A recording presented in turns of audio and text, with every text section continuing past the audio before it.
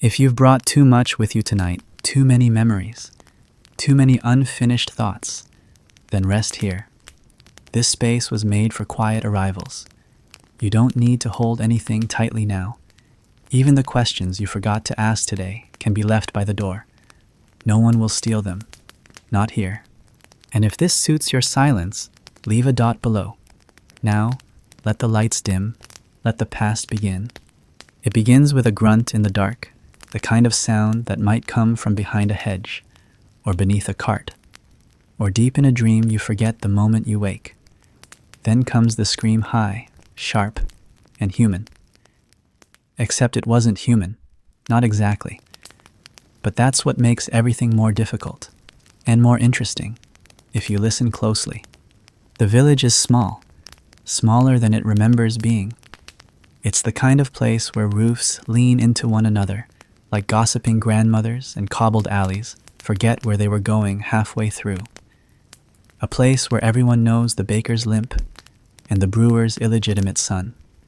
But they pretend not to, because pretense is cheaper than confession. You walk past a shuttered inn whose sign has lost its letters. The wood still swings, creaking like an old man's knees. But no one drinks here anymore. No one sings. No one stays. Not since the trial.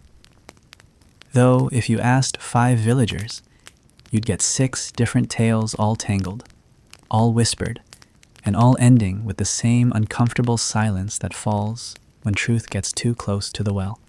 That's where the scream came from, near the well, the one with the ivy curling like ribs around its stones.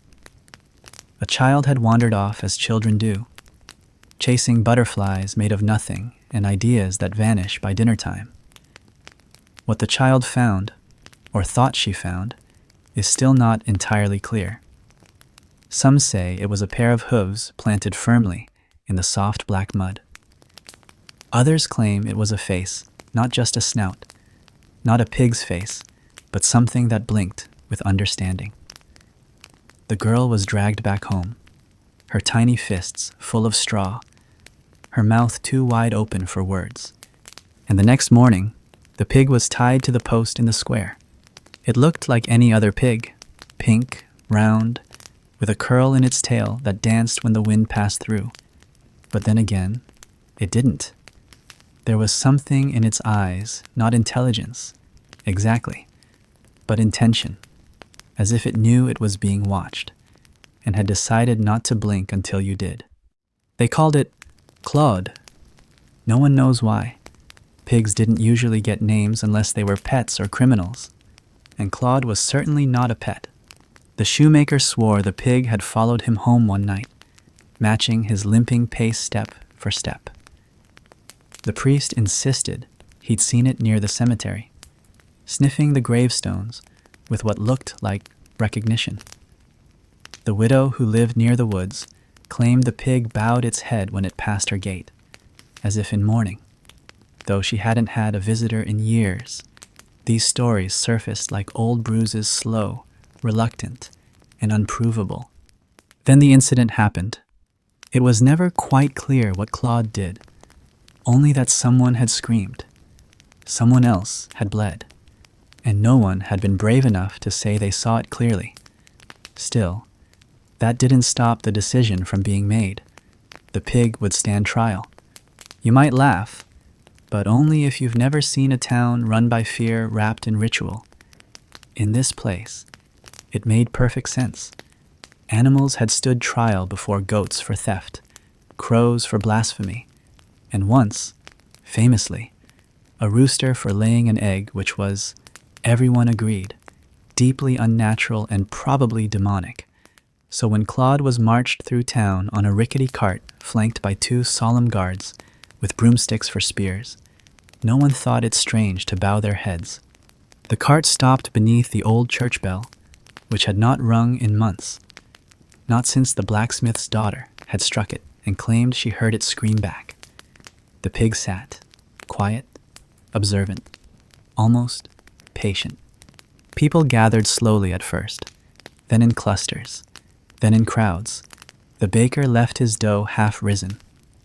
The potter abandoned his spinning wheel mid-turn. Children clutched their mother's skirts and stared as if watching a puppet show that had grown teeth. No one really knew what to expect, only that something unusual was happening, and that was enough to justify anything. The mayor stepped forward. He was a thin man with thick hands, good for pointing, not much else. His robes were 2 sizes too large and frayed at the edges, as if they had once belonged to someone with more dignity. He read the charges from a parchment so faded it could have been reused from an old hymn. "Claude," he began, and the pig flicked its ears. "You are hereby accused of murder, malice, and malign behavior unbefitting a beast." Silence. Someone coughed. A baby cried. Claude blinked. There was no defense, not yet. That would come later. The court had to be assembled properly: the judge, the clerk, the witnesses, and yes, the advocate who would speak for the pig. Because justice, even in its strangest forms, demands formality, even for pigs. The trial would not begin until morning, when the sun rose high enough to cast a clear shadow from the bell tower.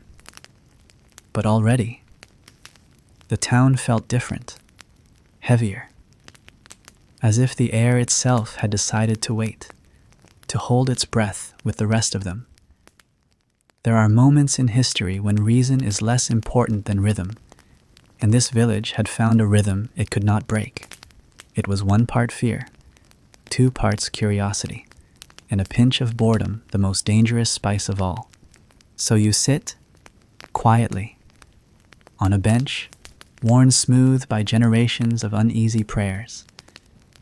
The pig across from you stares into nothing, or perhaps into something only it can see.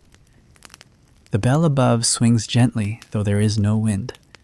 The sky dims not from clouds, but from the weight of everything unsaid. And if you've already forgotten how we got here, that's perfectly all right. History does it all the time. There are places where secrets curl up like cats beneath kitchen tables, purring quietly, half asleep, comfortably ignored. This is not one of those places. In this village, secrets clatter. They scrape their claws against shutters at midnight. They peer out through lace curtains, and they hang themselves like forgotten laundry above stone walls too low to block any view.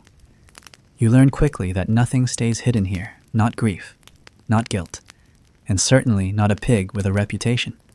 The town is shaped like a question mark, curved around a central square as if hesitant to face itself. The streets, narrow and overwalked, seem to remember every footstep, your own included. You walk them now with slow, deliberate care, as if the cobblestones themselves are listening. And perhaps they are, for in a town like this, even the ground has ears, and even the air has a memory. The morning after the pig was tethered beneath the bell, the gossip began before the sun had fully opened its eyes. The baker's wife whispered something to the fishmonger's apprentice, who repeated it louder and slightly changed to a tanner passing by, who then shared it with a shepherd who had never once set foot in the town, but now seemed unable to leave. Within the hour, the pig had allegedly confessed, performed miracles, and danced a jig, all depending on whom you asked and how many drinks they'd had before sunrise. Claude remained unmoved. It stood tied to the post as if it had never known another position. Flies hovered with an almost sacred reverence, and the ground beneath it darkened slowly, like a stain that was remembering its purpose. The eyes, that's what everyone mentioned. Not the hooves, not the bristles, just the eyes. They looked back, and yet no one spoke of the night before. Not truly. They spoke around it like farmers walking a wide circle around a rotting carcass they weren't ready to bury. There had been a sound, a commotion, perhaps a crime, but there were no names, only suggestions. And if you pressed someone too firmly, They'd squint and mutter something about the moon being unusually large and the wind unusually warm, as if the weather itself could be blamed for what had taken place. You arrive in the square just in time to see the clerk emerge from the town hall, his robes too short and his face too long. He carries an armful of scrolls that spill like unspooled thoughts down the steps behind him. He does not retrieve them. Someone else will, or not. He has a name, though no one uses it. They call him Goosequill for the way he walks head forward, arms bent, always writing even when there's nothing to write down. He doesn't look at the pig. He looks past it, or perhaps through it, as though it's a figure in a dream he once tried to forget. As he passes, children scatter, not because they fear him, but because they know that where the clerk goes, formality follows, and no child in their right mind wishes to be near anything that smells of parchment and procedural logic. The mayor meets him at the base of the bell tower. There is no greeting, no handshake, just a nod, the kind exchanged by men who have long ago agreed to disagree on everything except appearances. They begin to speak in low, flat tones, but the words rise like steam from a boiling pot. Evidence, jurisdiction, precedent, mercy. None of it lands softly. And behind them, the pig shifts its weight. There is something theatrical about the whole thing. The stage is perfectly set, the crooked benches, the splintering post, the villagers standing in concentric circles, like tree rings of escalating disbelief. It feels like a pageant with no script, just instinct, superstition, and a deep need for resolution disguised as justice. You move to the edge of the crowd. You watch.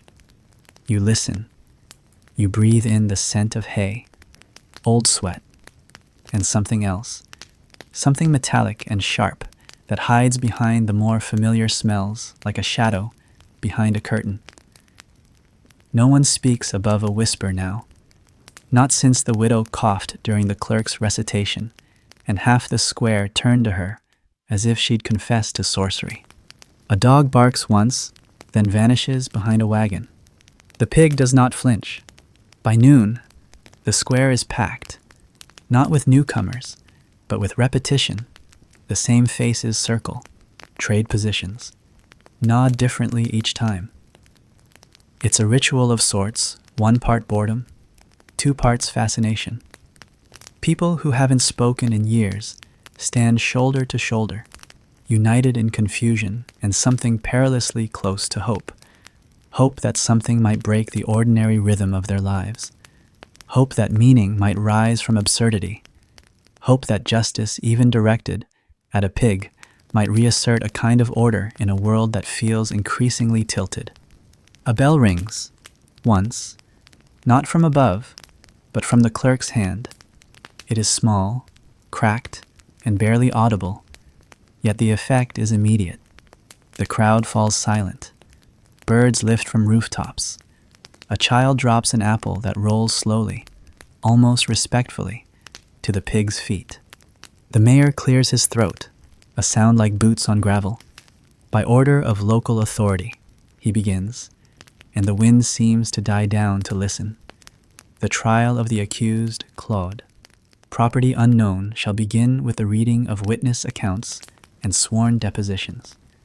There is no mention of a defense yet. That comes later, once the theater of accusation has played itself out. Goosequill unrolls the first scroll with a snap. It curls upward like it wants to escape. He reads. The voice is monotone, almost apologetic, but the words it delivers are vivid. A farmer saw Claude near his chicken coop, staring too long at an egg. A weaver claimed she found hoofprints by her doorstep, arranged in the shape of a crude cross. A butcher swears the pig spoke not in words, but in rhythm. 4 grunts, then 3, then 1. As the testimonies unfold, something subtle shifts. The absurdity, once so easy to laugh at, begins to gather weight. Like wet wool draped over your shoulders, It sinks in slowly until you find yourself questioning things you've always trusted. The nature of animals, the boundaries of sin, the purpose of trials. And still, the pig watches. There are whispers about the night Claude arrived. Some say he simply appeared. Others claim he was born to a sow that died moments later, her mouth twisted in what looked like a smile. A few insist he came from the woods not running, but walking as though called by something older than law. The truth doesn't matter. Not here, not anymore. What matters is performance. What matters is belief, or at least the willingness to pretend belief long enough for it to pass for consensus. The mayor folds his arms. The clerk seals the last scroll.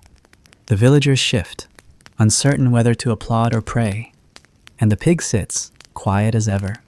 And if this feels like a story you've only half heard before, maybe that's enough. The man walks with the careful rhythm of someone who has never trusted his own footsteps. His heels fall softly, as if afraid of waking the earth.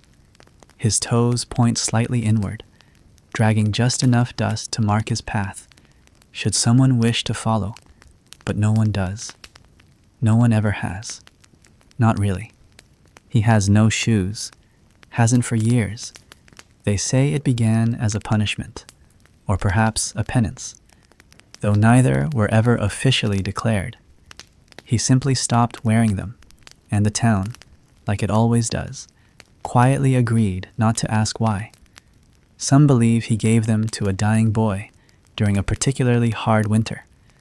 Others think he lost them in a bet with a nun.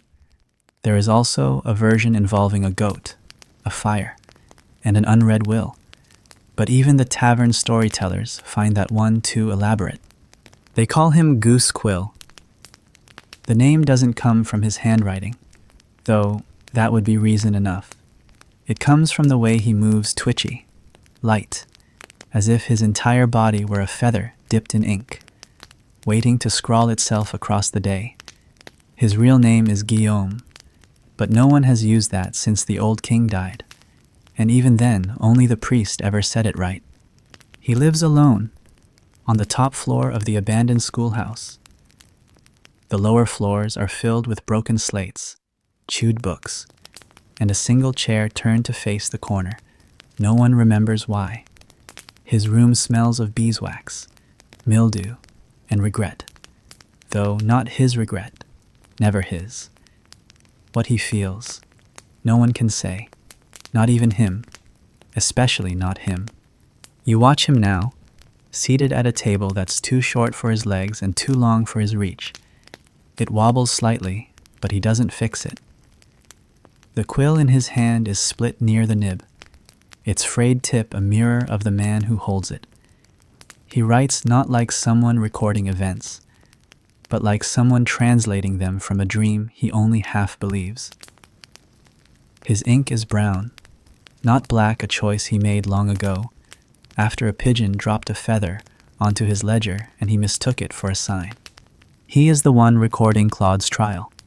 There is no court stenographer, no scribe from the capital, just Goosequill, his bent back, and his ink-stained fingers. He writes each name with excessive care, looping each letter as if afraid it might unravel.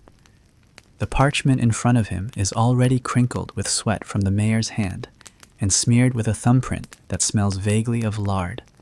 As he transcribes the testimonies, he pauses often, not because he is slow, but because he is listening, not just to the words being said, but to the ones hovering behind them, the ones that want to be spoken, but can't find the courage.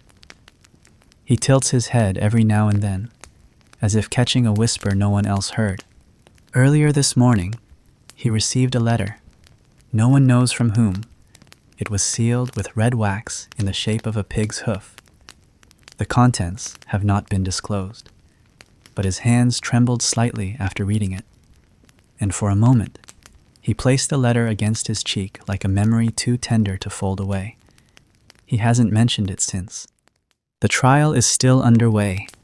Witnesses arrive like poorly rehearsed actors, Each one carries a prop, a shoe, a hair ribbon, a lock of wood, an empty bucket. None of them explain these objects.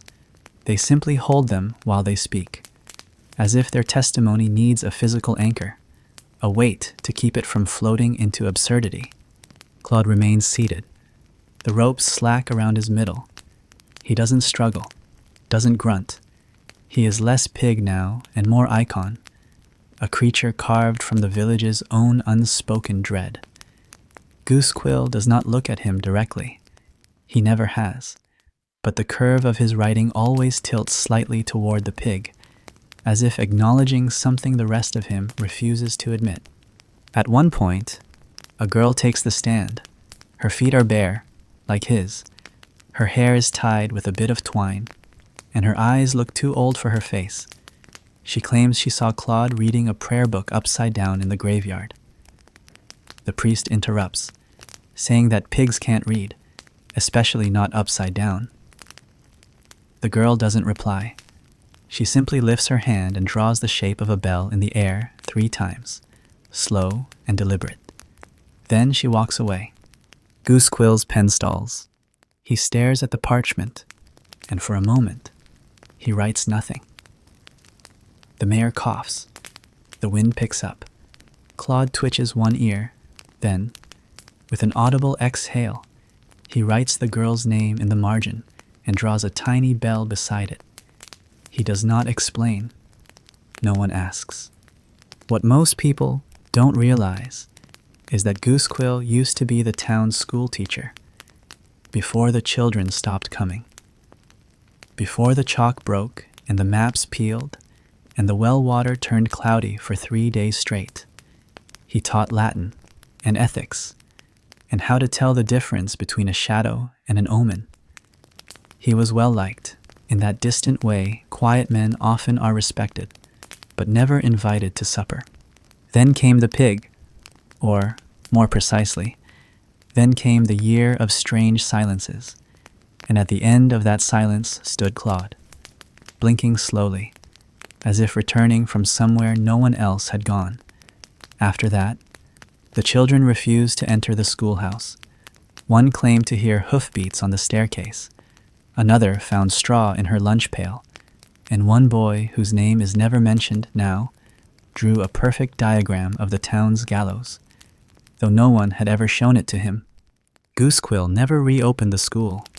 Instead, he was appointed clerk not because he asked, but because the town needed someone who already understood how to write down things that shouldn't be real. It was a quiet appointment, made without ceremony, like patching a leak in a roof you've decided not to live under anymore. Now, he records the trial of a pig accused of murder, a pig who might not be a pig at all, if you believe the whispers, and Goosequill, barefoot, brow furrowed, quill trembling, writes it all down not to preserve the truth, but to let it exist long enough to be forgotten properly.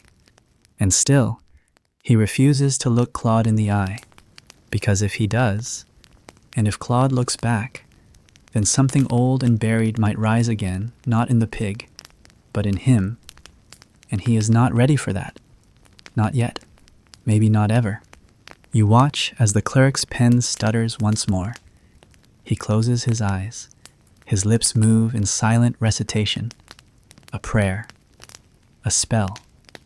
A memory. No one knows. The mayor calls for the next witness, and the day continues. The pig lifts its snout toward the afternoon sun. Goosequill writes the words he has just heard, and beneath them, almost imperceptibly, the words he hasn't. And when your eyes drift, let them. Nobody important is watching anymore. You wake, if this could be called waking, to a sound that isn't quite a bell, and isn't quite not a bell either. It's something between a cough and a chime, a hollow note that seems to ring less through the air and more through your bones. The villagers say the bell hasn't worked properly since the plague, but it still hangs there dented, oxidized, watching as though daring the sky to ignore it. Today, They ring it anyway, not out of necessity, but ceremony, not because time demands it, but because justice, even when absurd, insists on its rituals. Claude the pig is to be judged, and the town too small for truth, too proud for silence must play its part. The bell is not in the steeple. It rests, for now, atop a makeshift scaffold near the square's center, bound to a wooden beam with rotting rope and nailed prayers. Its iron flank is scrawled with chalk symbols that resemble letters, or maybe talismans, or maybe just the nervous doodles of the clerk who cannot sleep. They toll it once, and the crowd exhales. The sound is soft but deep, like something remembered from a fever dream. It doesn't echo. It lands, heavy, then vanishes, leaving behind a stillness that hums faintly with tension. You're standing behind the baker's stall, which hasn't sold bread since the moon changed shape last week. The loaves lie there, uneaten and blank-eyed, crusts cracked like old knuckles. No one dares move them. To remove them would be to admit the day is not ordinary, and no one wants to call this day anything but. The pig is already in position, not tied anymore that would imply mistrust, and the village can't afford to admit it fears its own story. Claude stands, legs planted, eyes forward, more composed than half the court. If dignity had a snout, it might look like this. The mayor arrives with a new sash, red, frayed at the edges, embroidered with a symbol only the oldest midwife still remembers. He climbs the steps beside the bell, his boots catching slightly on the wood. He doesn't trip. He simply pauses, adjusts his hat, and pretends he was meant to stop there all along. Beside him, the priest holds a book so worn the cover is more memory than material. He does not open it. He doesn't need to. The words he will speak are the same ones he's been rehearsing since the trial was declared. He murmurs to himself, as if afraid to hear the prayer aloud. The townspeople form a ring, not because anyone told them to, but because old instincts die slowly. Their eyes move like the hands of broken clocks twitching, circling, never quite meeting. They don't know where to look. At Claude, at the mayor, at the bell, or at the space between them, where reason has begun to fray. Goose Quill stands off to the side, parchment fluttering in the breeze.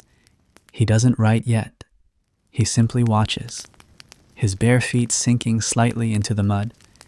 His hands are stained with ink, and something else, something darker, harder to name. The trial begins not with an accusation, but with a toll. One ring, low, deliberate, then silence. Then the priest speaks. We gather not to mock, nor to marvel. He begins, voice cracking like frost on old wood, but to understand what has passed and what must be done. He does not mention sin. He does not mention pigs. He speaks in ellipses, and everyone fills in the blanks according to their fears. A child sneezes. A woman gasps. Claude remains still. The first testimony is read by the mayor. It is long, contradictory, and deeply irrelevant. It speaks of hoofprints found near the cemetery gate. It speculates about the missing hens, the vanishing sausages, the farmer's boy who now speaks only in grunts. The story tangles like thread in a grandmother's drawer, each knot another mystery no one quite wants to solve. The bell is rung again. The sound is sharper now, more expectant. Then the widow is brought forward. She walks slowly, dragging a shawl that smells of lavender and smoke. Her hands tremble as she points toward the pig. She claims it looked at her once, years ago, before the snow, that its eyes were the same then as they are now, that they remind her of her late husband, who died with a curse on his tongue and his boots still muddy. No one interrupts her. When she is done, she does not step down. She simply turns away and disappears into the crowd, leaving her shawl on the post where Claude was once tied. The bell is not rung this time. It doesn't need to be. The air vibrates without it. A merchant takes the stand. He speaks of numbers, of how his ledgers haven't added up since Claude arrived, of how every seventh coin feels wrong in his hand, of how the pig passed his shop one evening and he dreamt of drowning in ink. His voice grows shrill, then soft, then shrill again, until the mayor gently places a hand on his shoulder and guides him away. Claude does not move. A scholar imported from a nearby village, with promises of pickled eggs and a bed without lice, presents his findings next. He cites ancient laws, many of which he mispronounces. He quotes scripture, but only the margins.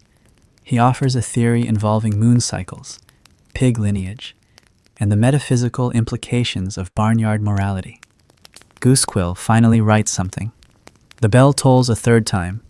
This time, a crack appears in its side, not large, but visible. The sound wavers a hesitation, a fracture, a warning.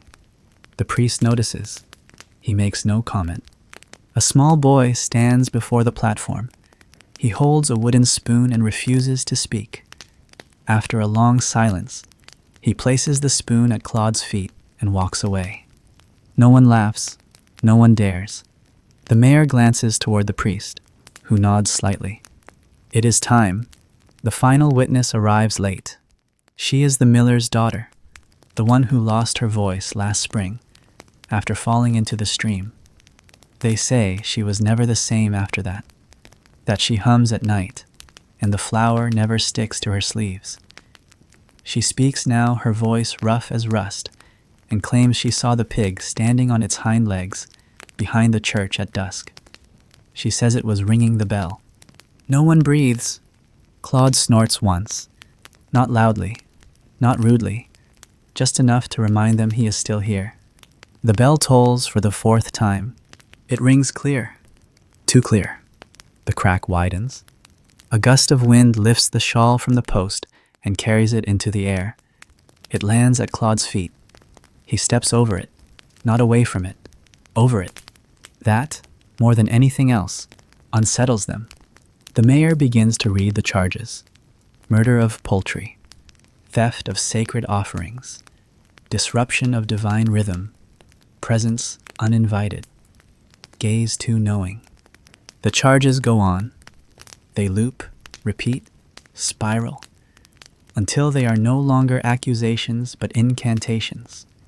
The bell is silent now. Perhaps it is done. Perhaps it has said enough. You feel the square tilt slightly, as if the world has shifted on its axis. The pig remains still, but his shadow stretches longer than it should, longer than any beast's. And still, the people wait, not for a verdict, but for an ending. And if the rest of this fades into hum, you won't be alone. They arrive wearing masks, not to protect themselves, not from fear of infection or shame, but because that is what the old rules dictate. In this town, ancient rituals do not expire. They simply gather more dust, grow heavier with repetition, and are passed from hand to hand like moldy loaves too sacred to throw away.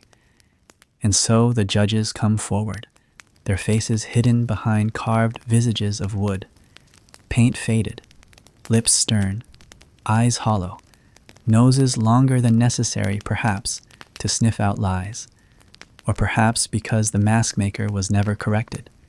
There are 3 of them, as there must always be, one tall and thin, one short and round, one so stooped and narrow you cannot be sure they are awake. No one remembers their real names. In fact, it is considered improper to speak them during a trial. They are referred to simply as the tall one, the round one, and the one who wavers. They mount the low dais behind the table of judgment, which creaks, not from their weight. They are not heavy people, but from something in the wood itself, some long-dried memory of being nailed into shape against its will.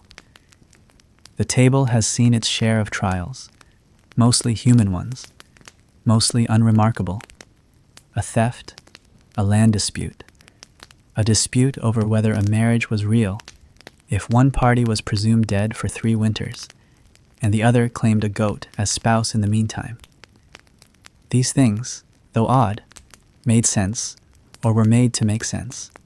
This, however, is different. Before them stands Claude, still not bound, still uncowed, still watching. The mayor bows his head, but only a little. He speaks through formalities like chewing on dry crust necessary, tasteless, slow. The charges are listed again. Not for the crowd, not even for the pig, for the record, for Goosequill's trembling hand and half-blotted ink, and perhaps for history, though it is unclear if history is interested. Violation of sanctity. The mayor reads, voice taught, desecration of repose, disruption of peace, the willful assumption of a role not granted. These are not crimes, you think, so much as discomforts dressed in robes, and yet the townspeople nod, because they, too, have felt something unsettled since the pig appeared, something ajar, the wind moving too quickly at night, candles flickering before they are lit, dreams remembered not because they were vivid, but because they left a taste. The judges do not speak. They never do. Not during testimony. Their task is to watch, to interpret silence, to weigh stillness. The tall one leans slightly forward. The round one scratches beneath the edge of their mask with a single gloved finger. The one who wavers shifts not at all, a statue carved by rumor. Their masks bear symbols, faded flourishes that once held meaning, though now no one remembers what they meant. A bell, a spiral, a tree with no roots. Goosequill once tried to catalog them in the village ledger, but the page turned black overnight, and he never attempted it again. A new witness is called, the shepherd. He arrives with a lamb tucked beneath his arm, and a look of someone who has seen too much of not enough. His beard is uneven. His eyes are the color of barn smoke. He kneels without being asked, and begins to speak softly, as if to the animal in his arms. He tells of a morning when he found Claude standing among his flock, not harming, not even sniffing, just standing absolutely still while the sheep milled around him as if he were one of their own. He watched for an hour, not one bleat, not one twitch, and when Claude left, the sheep refused to move for the rest of the day. I think, the shepherd says, he was listening. No one questions the shepherd. They never do. His silences are known to be truthful. Goosequill writes nothing. The judges remain motionless. Next comes the blacksmith, arms crossed over a chest that looks like it was cast rather than born. He does not speak much. He never has. But when he does, people tend to remember. He tells a shorter tale, a simple one. He found hoofprints on his forge floor one morning, leading in a circle not outside, not in, just a loop. In the center, a dead beetle, carefully split in half, its shell laid open like a book. He says nothing else. The priest clears his throat, perhaps to disrupt the spiral forming in everyone's mind. It does not work. Claude blinks. The tall judge writes something on a scrap of paper, then folds it and slides it into a wooden box at their side. This is how they vote. Not once, at the end, but constantly. Quietly, whenever the mood changes. At the end of the trial, the box will be opened, the slips unfolded, and the story they tell inconsistent, incomplete, and deeply irrational will be called a verdict. It is at this moment that the wind shifts. You do not feel it first. The bell does. It sways slightly, though no breeze reaches it. The crowd murmurs. The baker's wife clutches her apron. A dog barks once, then sits down, ashamed. The round judge adjusts their mask. The one who wavers leans back, as if resisting gravity. A document is presented not from a witness, but from the archive. A page dated 72 years prior. Its ink browned, its script angular and strange. It details a case not here, but in a neighboring village, since vanished, in which a goat was tried for impersonating a monk. The details are vague, the verdict unclear, but one sentence stands out. Should an animal bear the manner of man, and none deny it, then must man's law presume the likeness holds. It is read aloud. Claude exhales. The judges shift in unison, though they do not speak, not with mouths, but their masks, angled now slightly downward, seem to consider the pig differently, less as an intruder, more as a petitioner. Goosequill's quill snaps. He does not replace it. He folds his hands. He waits. The mayor announces the next phase deliberation, but there will be no sequestering. The judges do not leave. They sit. They tilt their heads. They open the box of papers and read the votes cast during the course of the trial. Each slip is read in silence.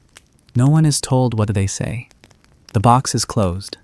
The bell tolls once more, not by rope, but by wind, a wind no one recalls beginning. The priest steps forward, not to deliver sentence, but to whisper something into Claude's ear. The pig listens. Then the priest withdraws, visibly shaken. He does not say what he said. The judges rise, together, slowly.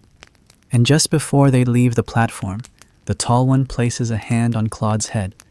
A blessing, a goodbye, or something older. We are not told. The trial is not over. But something else is. The air, the day, the sense of certainty. And if no one looks directly at the pig anymore, it is not out of disrespect, but reverence. Or fear. Or both. The mud beneath Claude's hooves ripples once, then settles, and the sky turns the color of old parchment. The crowd disperses without instruction. The judges return to their hidden rooms. The masks remain on, and the platform creaks, though no one stands upon it anymore, and the quietest truths don't mind being missed. By now, the benches creak with the weight of too many hours, too many stares, too many stories that do not want to be told, but find themselves sliding out anyway. People shift in their seats not because they're uncomfortable, but because stillness has started to feel suspicious, like standing too long at a crossroads or holding a match after the fire has gone out. The mayor clears his throat again, more out of habit than necessity, and calls the next witness forward. A woman, middle-aged, but worn in the way of someone whose bones learned to ache before her voice learned to shout, walks with short steps toward the center. She does not raise her eyes, not to the mayor, not to the crowd, and certainly not to the pig. Her apron is damp at the hem, and her sleeves are rolled in that permanent way that suggests she hasn't truly rested in years. She stands before the bell, clasping her hands as though trying to hold herself still from the inside out. Her name is Marta.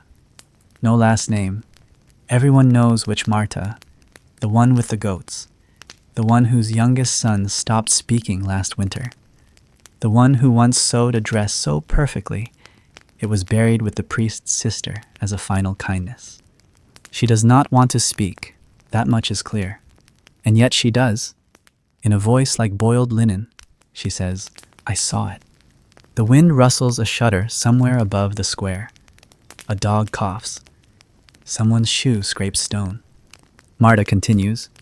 She explains how, during the planting festival 2 months prior, she rose early to tend to the goats and found Claude standing in her cabbage patch, not eating, not rooting, just standing, watching the sky, one ear twitching with a rhythm she could not name. At first, she thought it was a shadow, then a trick of the light, then something that had simply always been there, waiting to be noticed. "I spoke to it," she says, and the words make her flinch. "I don't remember why, just out loud, like it was a person. The mayor asks what she said. Marta shakes her head. I asked what it wanted. She does not say what it replied, or if it replied, or if the answer came in words at all. She steps down, or rather, she walks away the way someone leaves a room without closing the door, as if unsure whether the conversation is over. The next witness does not come forward willingly. He is nudged, encouraged, ushered like a sheep in reverse. A young man, barely more than a boy, skin freckled with the sun and fear. His hands wring the edge of his tunic, twisting it into shapes he pretends not to notice. He was in the square when the scream happened. That's why he's here. I didn't see. He insists. I was there, but I didn't see. The mayor asks what he means. I mean, I looked, but I didn't see. It becomes clear he is afraid not of the pig, but of what might be true if he speaks too plainly. Words have power in a town like this. Too many syllables and you might become a legend. Too few and you become a hole in someone else's memory. The mayor presses. The boy begins to cry. Goosequill writes nothing. The witness is dismissed. Then comes the miller. A loud man, arms like oaks, voice like thunder's echo. He strides into the square with the confidence of someone who believes reason can be shouted into the world. He gestures broadly. He cites laws. He declares the pig a menace, a distraction, a dangerous absurdity. And yet when asked if he ever saw the pig do anything wrong, he pauses. Too long. He fumbles, retreats, reshapes his sentence until it's no longer about Claude, but about decay and disorder, and how the rains haven't come the way they used to. His testimony begins to sound less like a statement and more like a complaint against the universe. The judges do not react. Their masks remain still.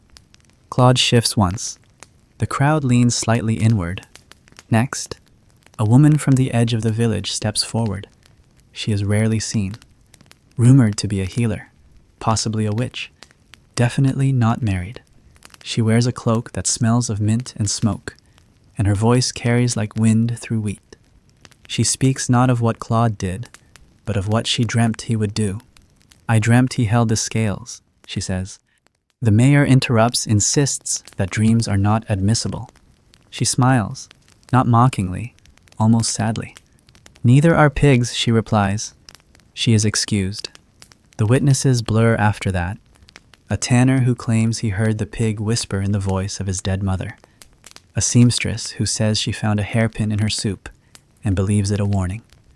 A drunkard who insists Claude is the reincarnation of a bishop from 3 generations past. Each one speaks. Each one seems both more and less believable than the last. But the pattern is clear. They did not want to testify. They came because silence is worse. Because in this village, silence is interpreted, dissected, filled in with guesses and fears. Better to speak nonsense than be accused of hiding something important. Goosequill begins to write again, not the words themselves, but their shape, their sound, the rhythm of hesitation. He maps it like a song or a curse. His pen dances, not because he knows what this all means, but because he suspects it might never mean anything unless someone pretends it does. And all the while, Claude stands there, immobile, watching, or not. By late afternoon, the witnesses have thinned, the crowd remains, more out of inertia than interest. Some peel apples in their laps, others nurse old injuries, real or invented. A child draws circles in the dirt with a stick, over and over, as if waiting for one to open up and swallow the pig whole. The mayor announces a recess. Though no one leaves, there is nowhere to go. The inn is closed. The tavern ran dry weeks ago. The fields are too damp. The skies too indecisive. And so they wait for justice, for clarity, or simply for something to end. The bell has not rung in an hour. The priest stares at it like a man waiting for an apology. The shadows stretch longer than the day should allow, and Claude yawns. Softly, almost politely, the act itself so mundane, so pig-like ripples through the square like thunder underwater. People glance at each other, not in fear, but in confusion, as if they've been holding their breath and have just remembered how lungs work. A shoemaker's apprentice laughs. Only once. It's enough to make an old woman cross herself. The mayor calls for order, though none has been lost. The trial will resume in the morning. The bell will toll again. The judges will return, still masked. And perhaps tomorrow, someone will say something true. But not tonight. Tonight belongs to muddy logic and tired eyes, and stories that feel more like fog than memory. And if your thoughts are already elsewhere, let them keep going. The morning arrives without ceremony. No rooster crows, no bells chime. The sun rises in a way that suggests reluctance, as if it too is unsure what role it's meant to play in a day that already feels too full, too heavy, too strange. The fog clings low, curling through the alleys like the breath of something old and unsettled, while boots slap against wet stone in rhythms meant to distract from everything else. The square is quieter than the day before. Not emptier, just quieter. There's a hush that feels imposed rather than chosen, like a child told to stand still during thunder. The benches are still damp from dew, and the wood has begun to bend slightly at the edges, warped by the weight of too many sitting without resolution. People huddle in their cloaks, sharing glances rather than words. By now, every expression has started to look like suspicion wearing a friendly mask. Claude is already there, of course. He arrived with the dawn, or before it. No one saw him brought in this time. He was simply there, beneath the bell, hooves half sunk in the damp earth, tail unmoving, eyes open. The mayor clears his throat for the 6th time before it even matters. And then the turnip farmer is called. His name is Adrien, though few bother with it. Most simply refer to him by his occupation, as if pulling roots from soil was identity enough. He walks slowly, not with the gait of age, but with that of someone deeply reluctant to be noticed. His boots are mismatched. His coat hangs crooked. One sleeve is patched, with a square of cloth that doesn't match the rest. He carries a small sack, lumpy and damp, which he sets down carefully on the edge of the platform. He stares at it for a moment before speaking. "I brought proof," he says. No one moves. He unties the sack's knot, pulling it open to reveal 3 turnips, mud-streaked, bulbous, ordinary. He picks one up. "Hollow," he says. "Grew that way. All 3. Perfectly shaped. No worms, no bites, just hollow." He taps it with a knuckle. The sound is dull, muffled, like knocking on memory. "At first, I thought it was the soil," he says. "Then the seeds, then the rain." He looks up, finally. His eyes are not angry, or confused, or afraid. They are simply tired. But I think it was him. He doesn't point. He doesn't need to. The silence that follows is less about belief and more about discomfort. The kind that comes when someone suggests that vegetables have listened, that roots might be frightened, that something as solid as a turnip could become hollow simply from being grown near the wrong kind of presence. The mayor asks for clarification. Adrian shrugs. "I've grown turnips my whole life. Never seen this? Never." The priest shifts on his stool. The judges remain unreadable, their masks stiff in the damp air. Adrian continues. He tells of the day he saw Claude walking near the fields, not running, not trotting, just walking, deliberately, as if inspecting rows. The pig had stopped near the northern plot, sniffed once, then turned away. Weeks later, the soil turned bitter.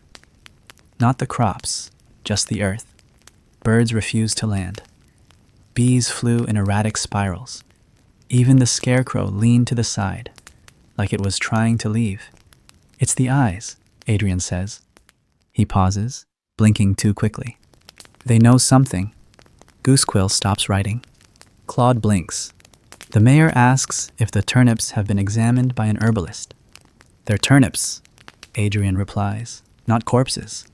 He places them at the foot of the platform and steps down. He does not return to the crowd. Instead, he walks to the edge of the square and sits beside the well, staring at nothing in particular, hands resting in his lap like stones placed for weight. No one speaks. The crowd is no longer waiting for drama. They're waiting for understanding, and that's far more dangerous. A woman leans over to her husband and whispers, "But what if he's right?" The man does not respond. The priest clears his throat, but no words follow. Claude scratches behind one ear with a hoof. A child giggles and is immediately hushed. The mayor rises to call the next witness, but the platform creaks in protest. Instead, he sits back down. Goosequill scribbles something, then crosses it out. He stares at the ink-stained edge of his thumb, as if it holds an answer he's forgotten how to ask.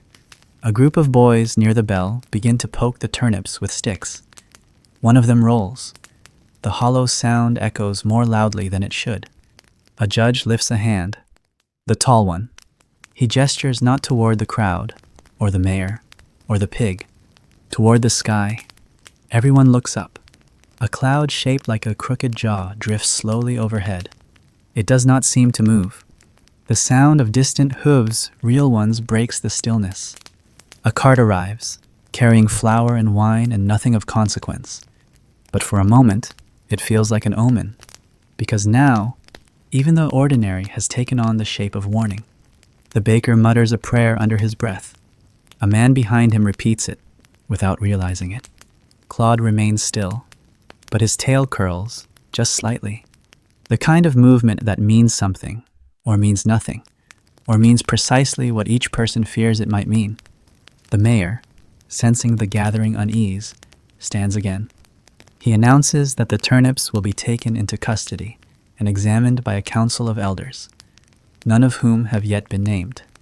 This satisfies no one, but everyone nods, because in times like these, procedure is the last thread that keeps absurdity from unraveling into madness.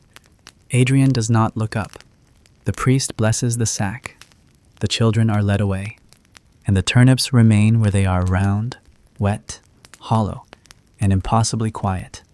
As the sky dims, the crowd begins to dissipate, not because the day has ended, but because belief has reached its saturation point. No new testimony could add more to what they already feel, that this is no longer a trial, but a reckoning, that they are not judging a pig. They are judging whether their world can still hold its shape when something so simple refuses to obey its role. And the fear is not that Claude will be found guilty. The fear is that he won't, and if that happens, what else might no longer make sense? What else might be watching? And if you're still listening, odd, but not unwelcome. He arrives long after the proceedings should have ended, for the day after the crowd has thinned, to those who either have nowhere else to be or cannot bear the weight of unknowing. After the bell has tolled once and then gone stubbornly silent, after the children have stopped whispering and the vendors have packed their goods with more sighs than coin, he comes not by carriage or on foot, but as if conjured there, suddenly, at the edge of the square where fog meets stone, leaning heavily on a cane carved from a branch, so twisted it looks like it once changed its mind halfway into growing. He wears a coat that no longer fits, stained at the cuffs with old ink and older wine, and a hat wide enough to shadow the side of his face where an eye ought to be. The other eye, the one that remains, gleams not with sharpness but with familiarity, as if it has seen so many strange things that strangeness now bores it. His name is not given, nor asked. In fact, he is not formally introduced at all. He simply steps into the square, removes his hat with a sweeping gesture that would be comical if it weren't so tired, and says, to no one in particular, I will speak for the pig. The mayor stares. The priest stiffens. Goosequill blinks. Claude exhales. A long, low sound that might be contentment or might be something else entirely. The man steps forward, tapping his cane with every stride. Tap. Pause. Tap. He is not slow, but deliberate. Every motion suggests a man who long ago realized that speed only gets you to mistakes faster. When he reaches the center of the square, he turns to face the platform, not the crowd, and bows slightly. To those masked, and those muddled, he says, voice graveled with too many cigarettes and not enough water. To the bell that no longer wishes to ring, and the pig who never asked to be heard, I offer argument. No one interrupts, not because they believe he has the right to speak, but because belief has become irrelevant. This is not about law anymore. It is about momentum, about narrative, about how stories insist on finishing themselves even when no one can remember how they started. He does not produce a parchment. He does not read from a scroll. He merely speaks. And the words gather in the air like smoke, curling around the pillars of reason until they are impossible to untangle. You say the pig disrupted your lives, he begins, turning slowly to address the villagers. You say he watches, that his hooves leave patterns, that his breath fouls the wind, and perhaps he does. Perhaps it does. But I ask what came before the pig. He waits. No answer. He points toward the baker. You lost your kneading stone before Claude arrived. Is that not true? The baker nods, confused. To the shepherd, your dog ran off last spring, before Claude. To the seamstress, your eldest moved away, unblessed. To the priest, your sermons have gone unanswered for 3 winters. He paces slowly now, not toward the pig, but around it. You blame the beast, but was it not you who dug these holes long before he stepped among you? Were you not already hollowing, like Adrian's turnips, from causes more mundane, more human? The mayor bristles. Is this testimony, he asks? No. The man replies, this is memory, the kind that doesn't fit into parchment margins. He walks to Claude, who does not flinch. He does not touch the pig. He simply stands beside him, a man with nothing to lose defending a creature who has lost nothing. Pigs do not scheme, he says. They eat, they sleep, they wander, and sometimes they arrive where they are not expected and remain too long. That is their greatest crime. They remind us that some things do not fit. He pauses, and then he does something no one expects. He removes his patch, where the eye should be. There is only skin, smooth, sunken, empty. But more striking than the absence is the tattoo that surrounds it at fine lines, drawn like vines, curling from brow to cheekbone. In the center, where his eye once was, is inked a bell, upside down. Gasps rise from the crowd. He doesn't flinch. When I was a boy, he says quietly, they tried a cat in a town not unlike this one. Said it yowled scripture. Said it scratched a widow. Said it caused a fever. They hung it from the steeple. I watched. I said nothing. I dreamed of bells for years after. He places the patch back over the eye. The only justice in that trial was gravity. The only guilt was silence. He turns to the judges. You sit behind masks, not to hide your faces, but your certainty. And that is wise, because there is no certainty here, only story, only fear dressed in the robes of reason. He bows. For what it's worth, the pig has not asked for a defense, but silence, too, deserves to be heard. He steps back.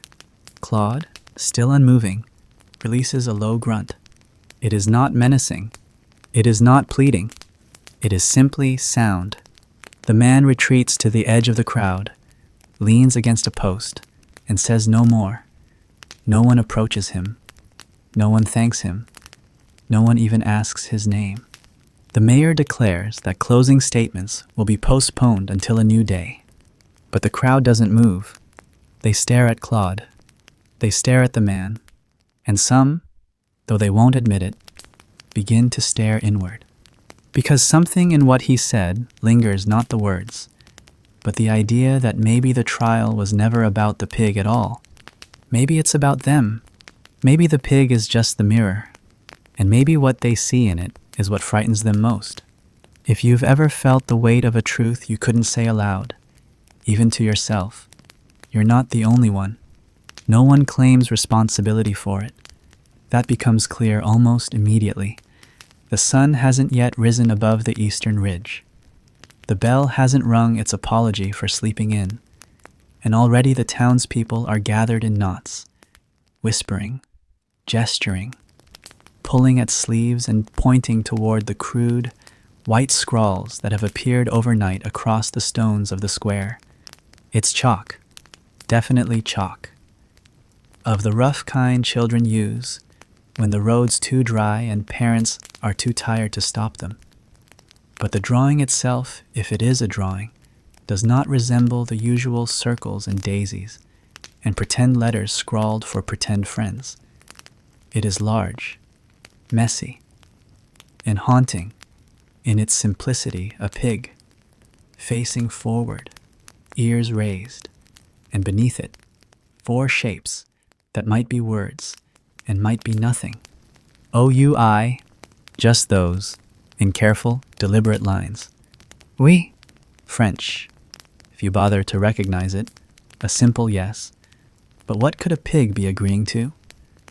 Or was it answering a question no one had asked out loud? The crowd is uneasy, not afraid, not yet, but uncertain in the way of people who've just realized the story has started writing itself. The mayor is the first to speak aloud. Who did this? No one replies. Because, of course, no one did. The chalk wasn't there at dusk. That much they agree on. Goosequill remembers crossing the square long after sunset. And the stones were clean, then cleaner than usual.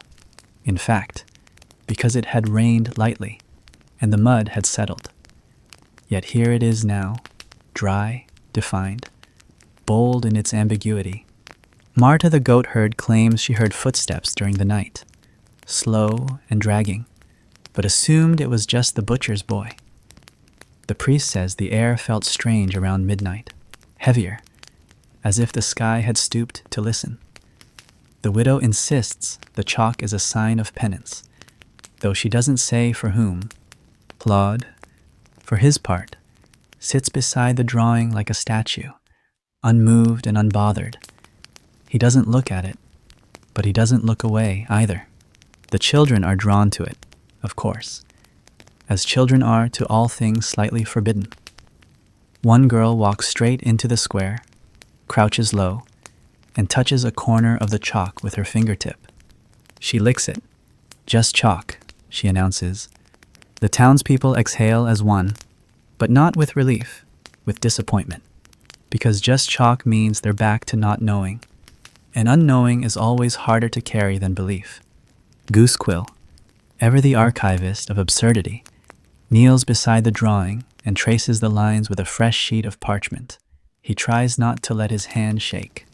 It does anyway. When he stands, he makes the sign of the cross, not out of piety, but punctuation. The drawing remains.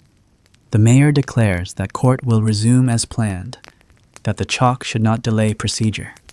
But of course, it already has, because once a pig is accused of murder, and then apparently confesses in writing, whether or not he actually did, it's hard to pretend the trial is about evidence anymore. Claude is led, or rather, followed back to the center of the square. He does not resist. He never resists. And that, perhaps, is the most unsettling part. A new witness is summoned, the chalk seller's son. a boy of 7 who keeps his hands in his pockets at all times, as if afraid they might misbehave. He swears the white chalk in the drawing does not match his family's stock. His chalk is finer, brighter, more brittle. This chalk is rough, dense, oily to the touch. The priest frowns. "The devil writes in oil," he murmurs. But no one laughs this time. Next comes the school teacher's widow. She hasn't spoken since her husband died of laughter, not the kind that comes from jokes, but the kind that bursts through the mouth uninvited until the lungs forget how to breathe. She points to the drawing, then to the pig, then to the sky. She does not speak, but no one misses the meaning. Yes, yes, yes. Goosequill writes none of this down. Instead, he opens a new page and draws the pig not with precision, but with feeling. His hand moves slower than usual, more reverent, as if afraid that the ink might wake something. The judges remain still. The bell remains silent. The crowd begins to edge back, creating a new circle around the drawing, larger than the one before. Even Claude is now outside of it. The square, once the heart of town, has become a question mark, a space not just for gathering, but for doubting. The mayor insists again that the trial must continue, that confessions written in sidewalk dust are not admissible, that pigs cannot write. A child raises her hand. Yes, they can, she says, if they're lonely enough. No one corrects her, because no one wants to explain why she might be wrong. A candle vendor, inspired or infected, kneels beside the drawing and leaves a sprig of rosemary. Someone else leaves bread. Another leaves a spoon. Soon the chalk is surrounded by a ring of small offerings, as if the drawing has become not confession, but altar. The mayor has had enough. He walks to the chalk, lifts one boot, and steps on it. The word smears, not completely, just enough to confuse its intent. Now it might say kuai, or kualai, or nothing at all. The people watch him do this, and they do not applaud. Instead, they step back farther, because destruction of a sign does not erase the fear it inspired. Claude watches the mayor for a full 10 seconds, then turns his head toward the bell. Just slightly, just enough. That night, the rain returns. Just a drizzle, enough to blur the chalk entirely. The offerings remain, waterlogged but intact. The rosemary smells stronger when wet. The bread begins to collapse. The spoon collects droplets like a wishing well. Goosequill, writing by candlelight in the schoolhouse, draws the word 3 more times, once from memory, once as it appeared, and once as it might have looked if the pig had written it with its own hoof. All 3 are different. All 3 feel correct. When he sleeps, he dreams of hoofprints shaped like alphabets. And in the dream, the hoofprints spell names he doesn't recognize except one, his own. Meanwhile, in the dark square, Claude sleeps without twitching. The bell does not toll, but the wind, passing through its mouth, hums a single, low note. A note that doesn't ask for sleep. It grants it. And if this feels like a story you've only half heard before, maybe that's enough. The next morning, there are fewer villagers in the square. Not because they've lost interest, but because something about the air now feels thinned, as though each day of this trial peels another layer from the town's skin, and those with the sharpest instincts have begun to retreat into houses, into cellars, into themselves. The ones who remain are those who have grown too weary to flinch, or too curious to leave. They sit on the same damp benches, wear the same mud-cuffed boots, drink the same tasteless broth from dented tins, but something in their eyes has shifted. They no longer look toward a verdict. They look toward a release. The platform is still there. So is the bell, though it no longer rings. So is Claude. in precisely the same place he stood yesterday, and the day before, and perhaps every day before memory dared to notice. And so is the mayor, his sash more wrinkled, his eyes darker, his hands hanging at his sides as though they've forgotten what they were meant to hold. Today's proceedings begin not with a declaration, but with a scent. Smoke, not fresh fire, not burning wood, but old, charred smoke, distant, sour, the kind that clings to history more than air. People turn toward it, their noses twitching before their minds catch up. The smell is coming from the edge of the square, from the chapel ruins. Someone has burned something. The mayor raises his voice. Who has set fire on sacred ground?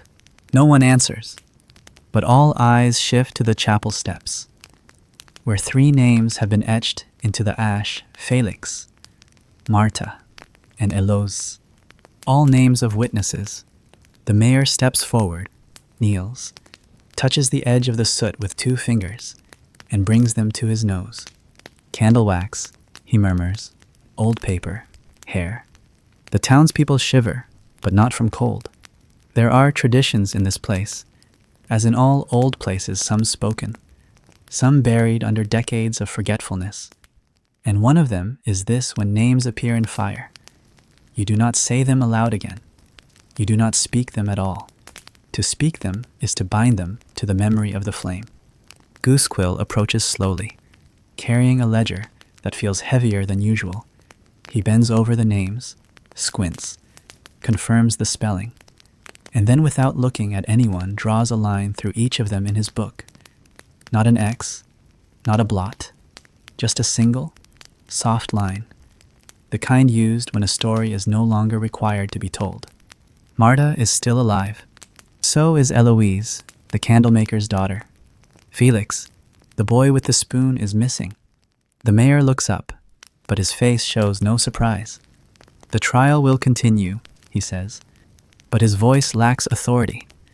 It sounds more like a habit being kept alive than an order being followed. And the square, every cobblestone, every shuttered window, every crow that watches from the roof knows that the trial is no longer his. A new witness is called, but no one steps forward. Instead, the lawyer returns, the man with one eye and no clients, whose speech the day before turned the square into a confession box none of them asked for. He walks to the center, not with purpose, but with resignation, as if some part of him hoped yesterday would be his last contribution. But the story has decided otherwise. I have a question, he says, for the pig. The crowd stirs. The mayor begins to object. But Claude looks up, not just in the lawyer's direction, but at him, directly. And the man, who once lost an eye to truth or madness, or perhaps both, smiles. Not broadly, not triumphantly, just enough to show he recognizes the moment. Why have you stayed? He asks. Claude blinks. The lawyer waits. No answer comes, of course. But then again, that depends on what you believe an answer looks like. Because a gust of wind picks up, carries the ashes of the 3 names into the air, spins them once in a soft spiral, and drops them gently, deliberately on Claude's back. He does not shake them off. The lawyer bows once and returns to his place. The mayor says nothing. Neither does the priest. The judges tilt their heads in unison, and for the first time, the townspeople feel it, that deep, quiet weight of unspoken verdict. Not guilty, not innocent, but chosen, and not by any of them. Goosequill closes his ledger. He reaches for another, smaller, older, with a cracked red binding and a name no longer legible on the spine. He opens to the center. There is a page already marked. The ink is brown, the handwriting familiar. It lists events nearly identical to those of the current trial.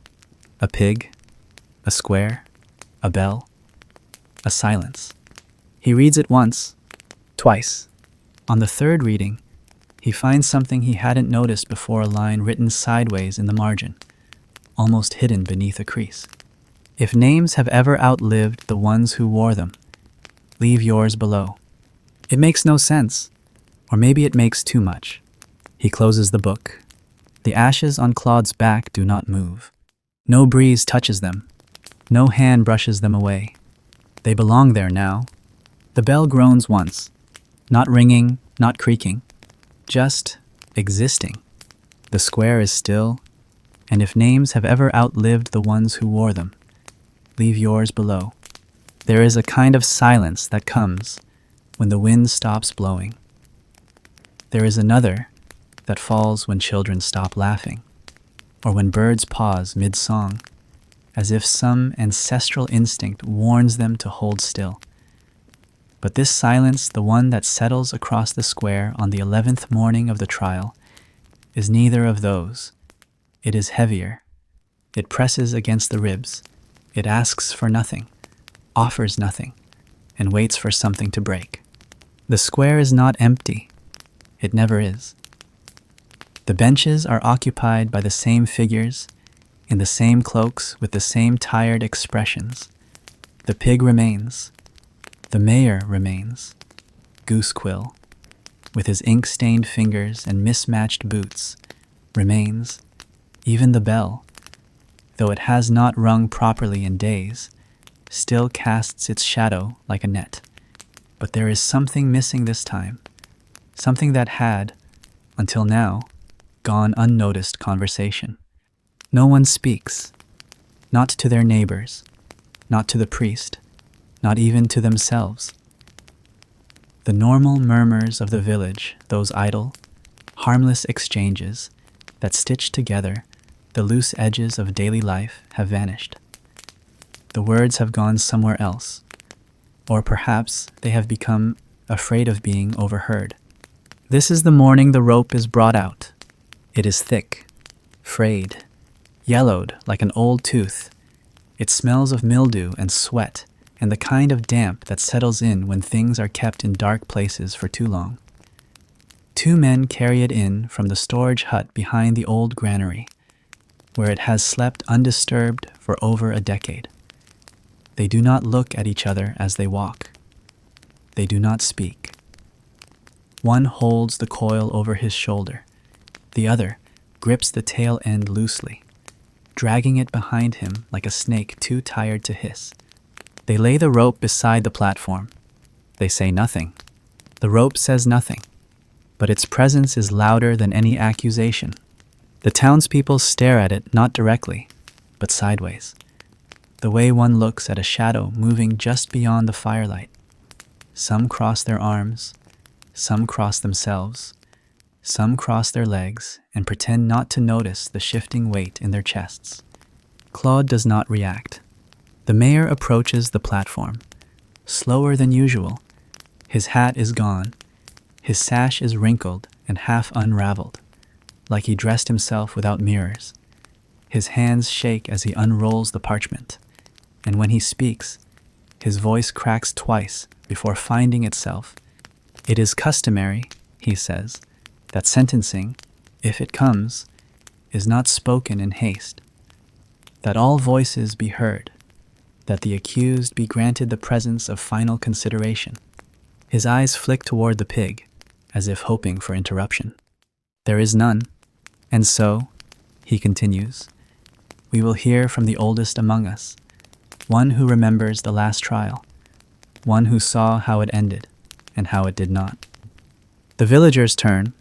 Slowly, a shape is emerging from the alley near the apothecary, bent, hooded, moving with the pace of moss. It is the grandmother. No one calls her by name. Most have forgotten it, or believe it never existed. She is known simply as Grand-mère, not because she birthed them all, but because she has outlived everyone who might have denied it. She carries no cane. Her steps are deliberate, and when she reaches the edge of the square, the crowd parts instinctively, as if their bodies remember something their minds cannot. She climbs the platform without help. She looks at the rope, then at the pig, then at the bell, and finally at the crowd. When she speaks, Her voice is dry as paper, but no one misses a word. "The last time," she says, "it was not a pig, it was a dog." The crowd shudders. The mayor closes his eyes. "They said it bit a child, but the child had no marks. They said it barked the wrong way, that its howl was shaped like a curse. They said it walked like a man." She pauses. "It was tied to the post, just like this one. And the rope, they used the rope. This rope. Same knots, same silence."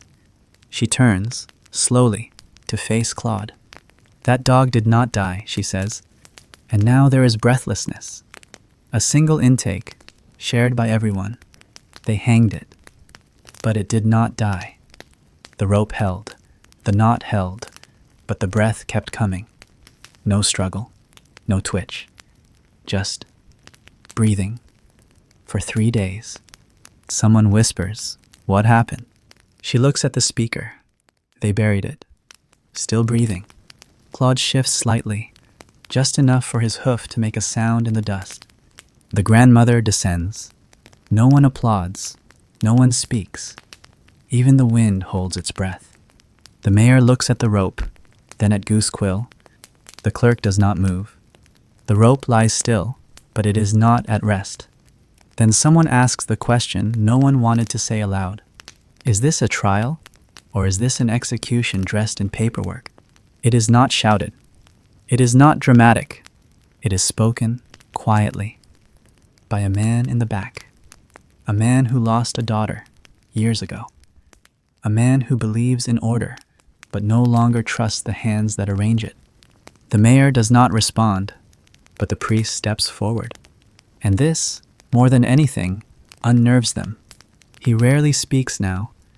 His sermons have grown shorter, his blessings more hesitant. He looks like a man who has begun to question whether his God can hear him through the dust. He places one hand on the bell. The rope was made for man, he says. No one answers. And this, he continues, gesturing toward Claude, is not a man. The lawyer with one eye speaks from the shadows. No, he says, but neither was the rope. A moment passes. Then two, and the bell, without warning, rings. Not loud, not high, just once. A single, clean note. There is no wind. No hand on the rope. It rings itself. Claude blinks. The mayor stumbles backward. Goosequill drops his pen. The rope coils like a question. No verdict is spoken. No judgment rendered. But the silence changes shape. It is no longer empty. It is full of waiting. Waiting for someone to declare what has already declared itself. And if the rest of this fades into hum, you won't be alone. Long after the bell rang itself, and the rope refused to remember its duty, the townspeople scattered not out of fear, and not quite from faith either, but from something more ancestral and harder to name. They left the square like fog receding from a field at dawn, not in haste, but in resignation. Some wandered homeward, some lingered near doorways. A few simply stood where they were, as if waiting for someone else to define what they had just witnessed. But one figure remained unmoved. Claude, as ever, stayed rooted in the center, neither triumphant nor tragic, just unyielding in a way that required no effort. The pig no longer blinked as often, and now, even those who tried to pretend indifference avoided meeting its eyes, not from superstition, but from recognition. Something about those eyes made you remember something you hadn't meant to carry with you this far. The judges had not spoken. Their box of folded votes sat unopened on the platform. Their masks, smooth wood, worn by time and ritual, still stared out with their carved, indifferent faces. And yet, when the crowd had begun to disperse that day, the judges had departed too, not in silence, but in something heavier ambiguity. They had not said whether the trial was adjourned, or over, or postponed, or irrelevant. They had simply stood, turned, and walked, their robes brushing the dust, their footsteps not echoing but sinking. And they had left their masks behind. Not deliberately, or maybe precisely so.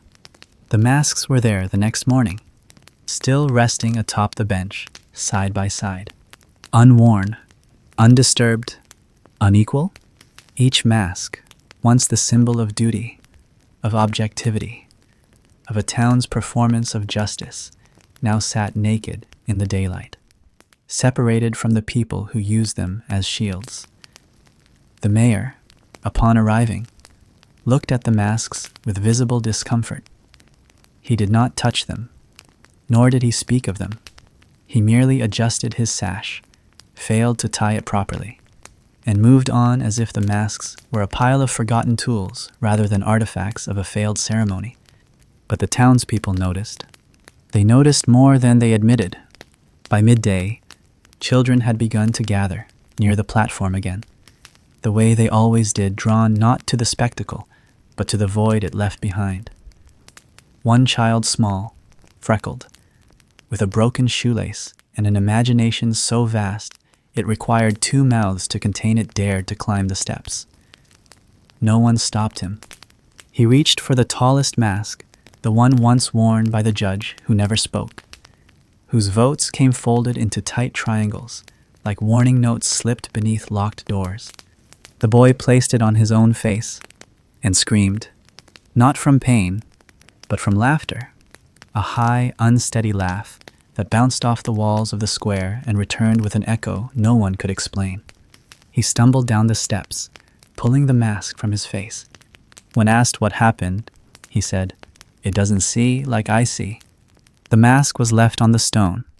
The townspeople gathered again that evening, uncalled, not for testimony, not for argument, but to decide what to do with the masks.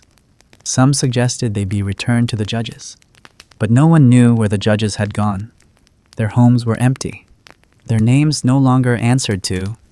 The clerk checked his ledger. Their entries were still there, but something about the ink had paled overnight, as if reluctant to commit to memory. One woman said the masks should be burned. Another insisted they be buried. The priest offered to keep them within the chapel ruins, claiming the masks were no more sinful than broken pews or unread Bibles. But none of these options felt quite right, because the masks had not committed any crime. They had merely been worn, and now that they were not, the question remained: what happens to a mask when its wearer disappears? Claude watched from his usual place. He blinked once, slowly. The mayor stepped forward and, in a voice that strained under the weight of uncertainty, declared the masks would be locked away in the town hall cellar. Out of sight, out of use, out of mind, the masks were wrapped in cloth and placed in a box. The box was carried by 2 men, both of whom had been present the first day Claude was brought into the square. Neither of them had spoken since. As they descended into the cellar, a 3rd man followed behind, carrying the key. He locked the door twice, then placed the key beneath a loose brick near the steps. Everyone saw where he put it. No one moved to take it. But the masks were not buried, and therein lay the error, because things not buried do not forget. They remain, somewhere between object and memory, humming softly to themselves in the dark. That night, the square remained quiet, but the town did not. The innkeeper's wife heard footsteps above her roof. The baker awoke to find flour poured in a perfect circle around his oven. The tanner's boy claimed his reflection had blinked before he did.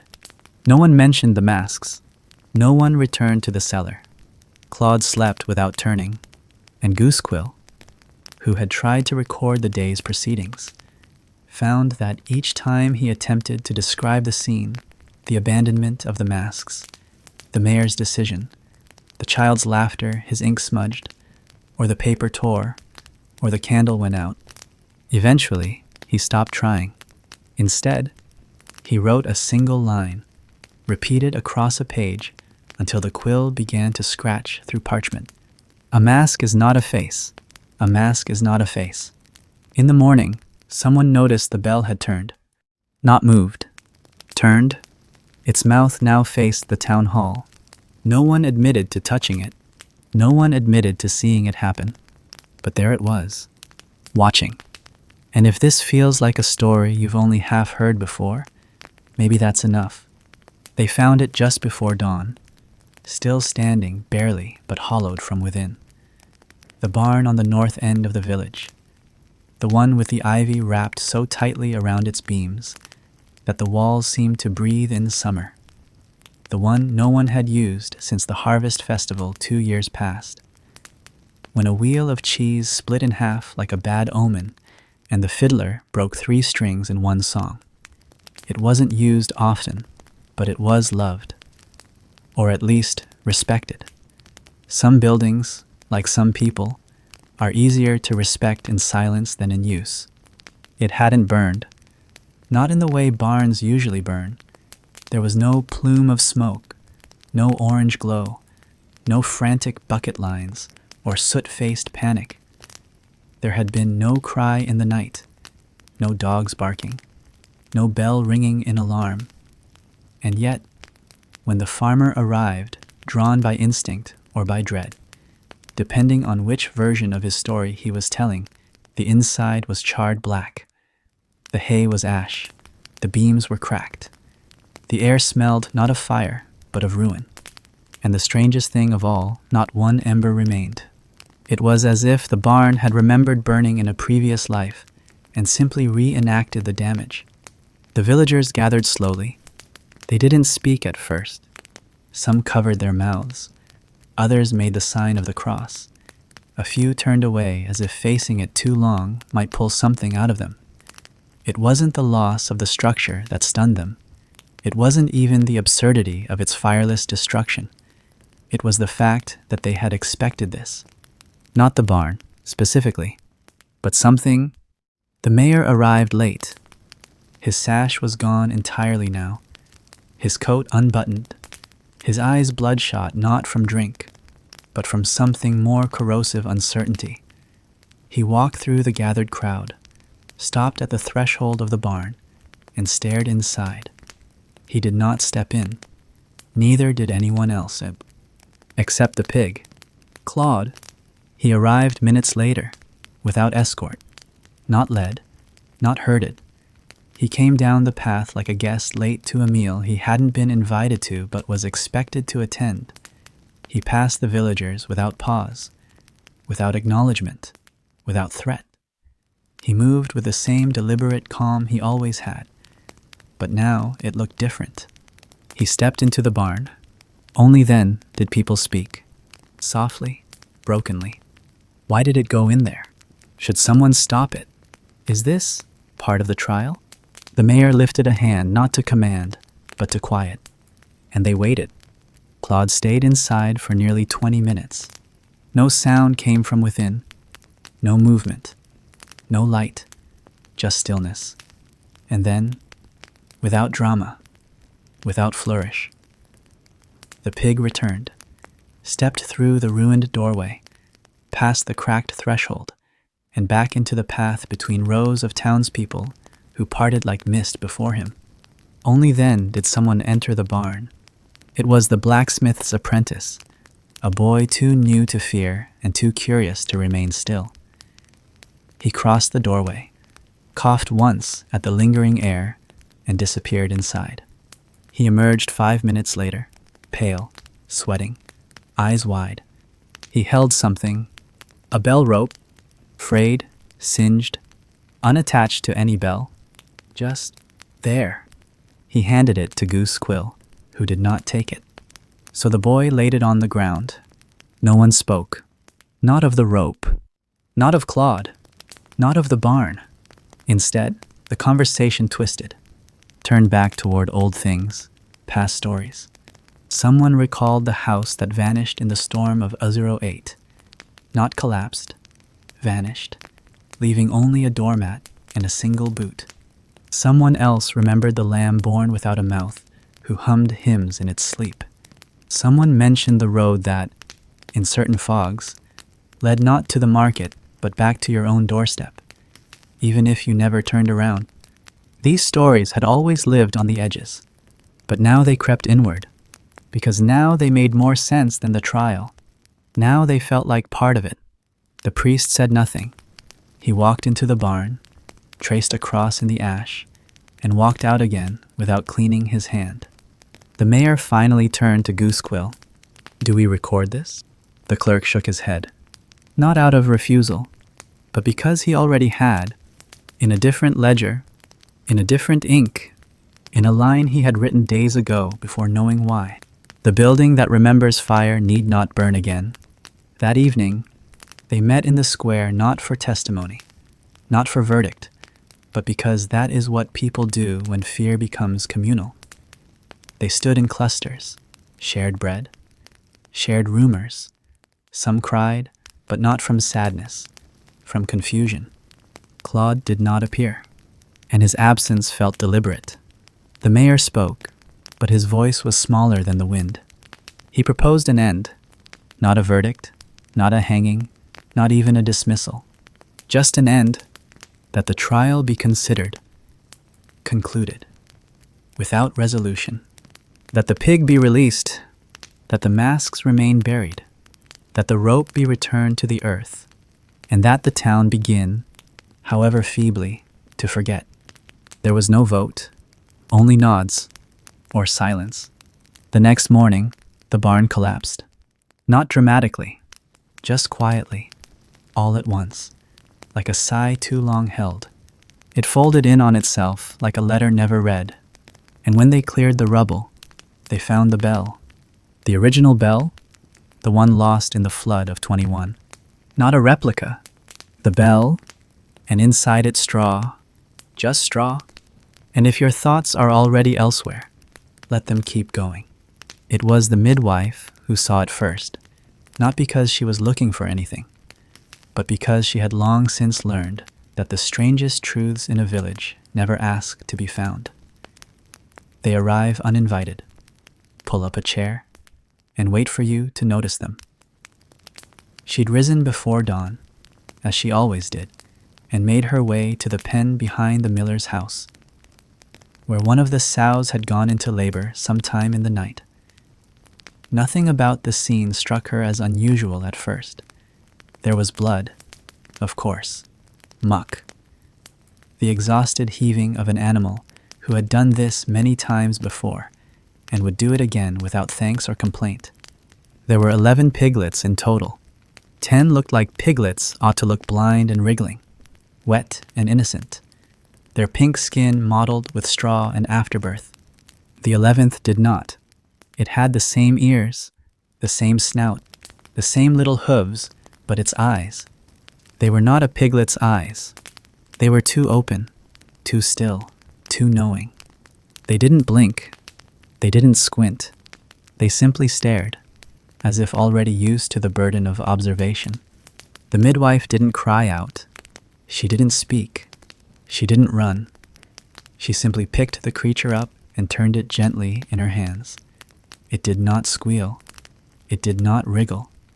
It looked at her, directly and calmly, as if expecting something more than touch. She wrapped it in cloth, placed it in a basin, and carried it to the chapel.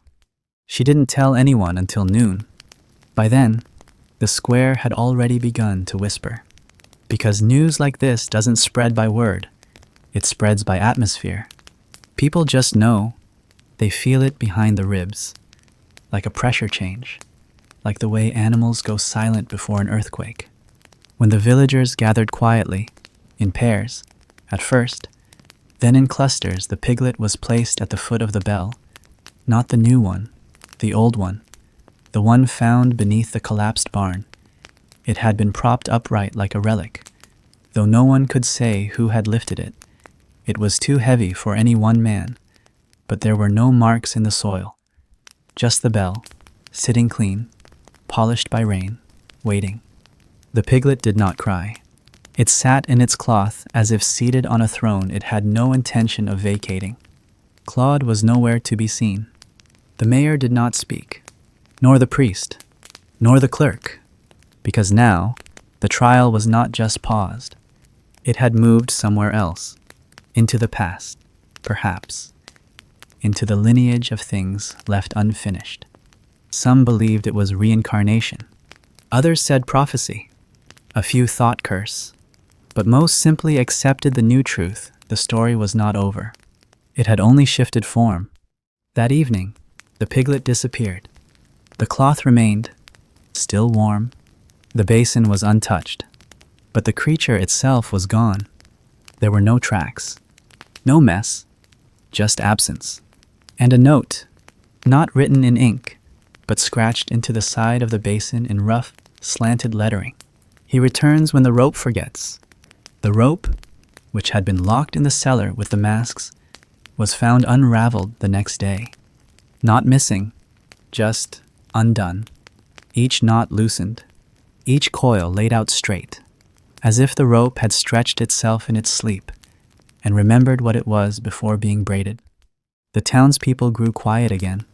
The square was no longer the center. They stopped gathering, not because they were afraid, but because gathering required a shared purpose, and they no longer shared one. Each person had begun to tell themselves a different story about what had happened. Some believed the piglet never existed. Some believed it had always been there. A few said it had spoken. None could agree on what it said. Goosequill tried to write the account. He wrote the number 11.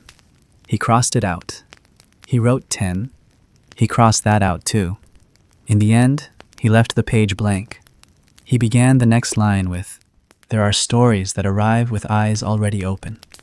And then he closed the book. Claude returned 2 nights later. He came from the forest path, alone. His hooves were clean. His back was dry. He stood at the chapel doors until the wind opened them. Then he walked inside. No one stopped him. No one followed. In the morning, he was gone again.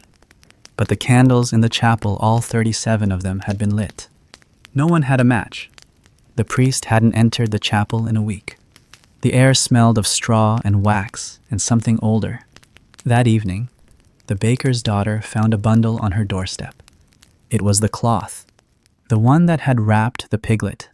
Inside it, a single hoofprint, pressed in ash, still warm. She placed it on the mantel and never spoke of it again. But every year after that, she left a bowl of milk on the stoop. Every night, from the first frost to the last thaw, not as offering, but as invitation, the masks remained buried. The rope was eventually cut into lengths and used to tie down shutters during storms. The bell stayed upright. It never rang again, but people glanced at it when they passed, as if checking to see if it had moved. And once, just once, someone claimed it did. And if you've already forgotten how we got here, that's perfectly all right. History does it all the time.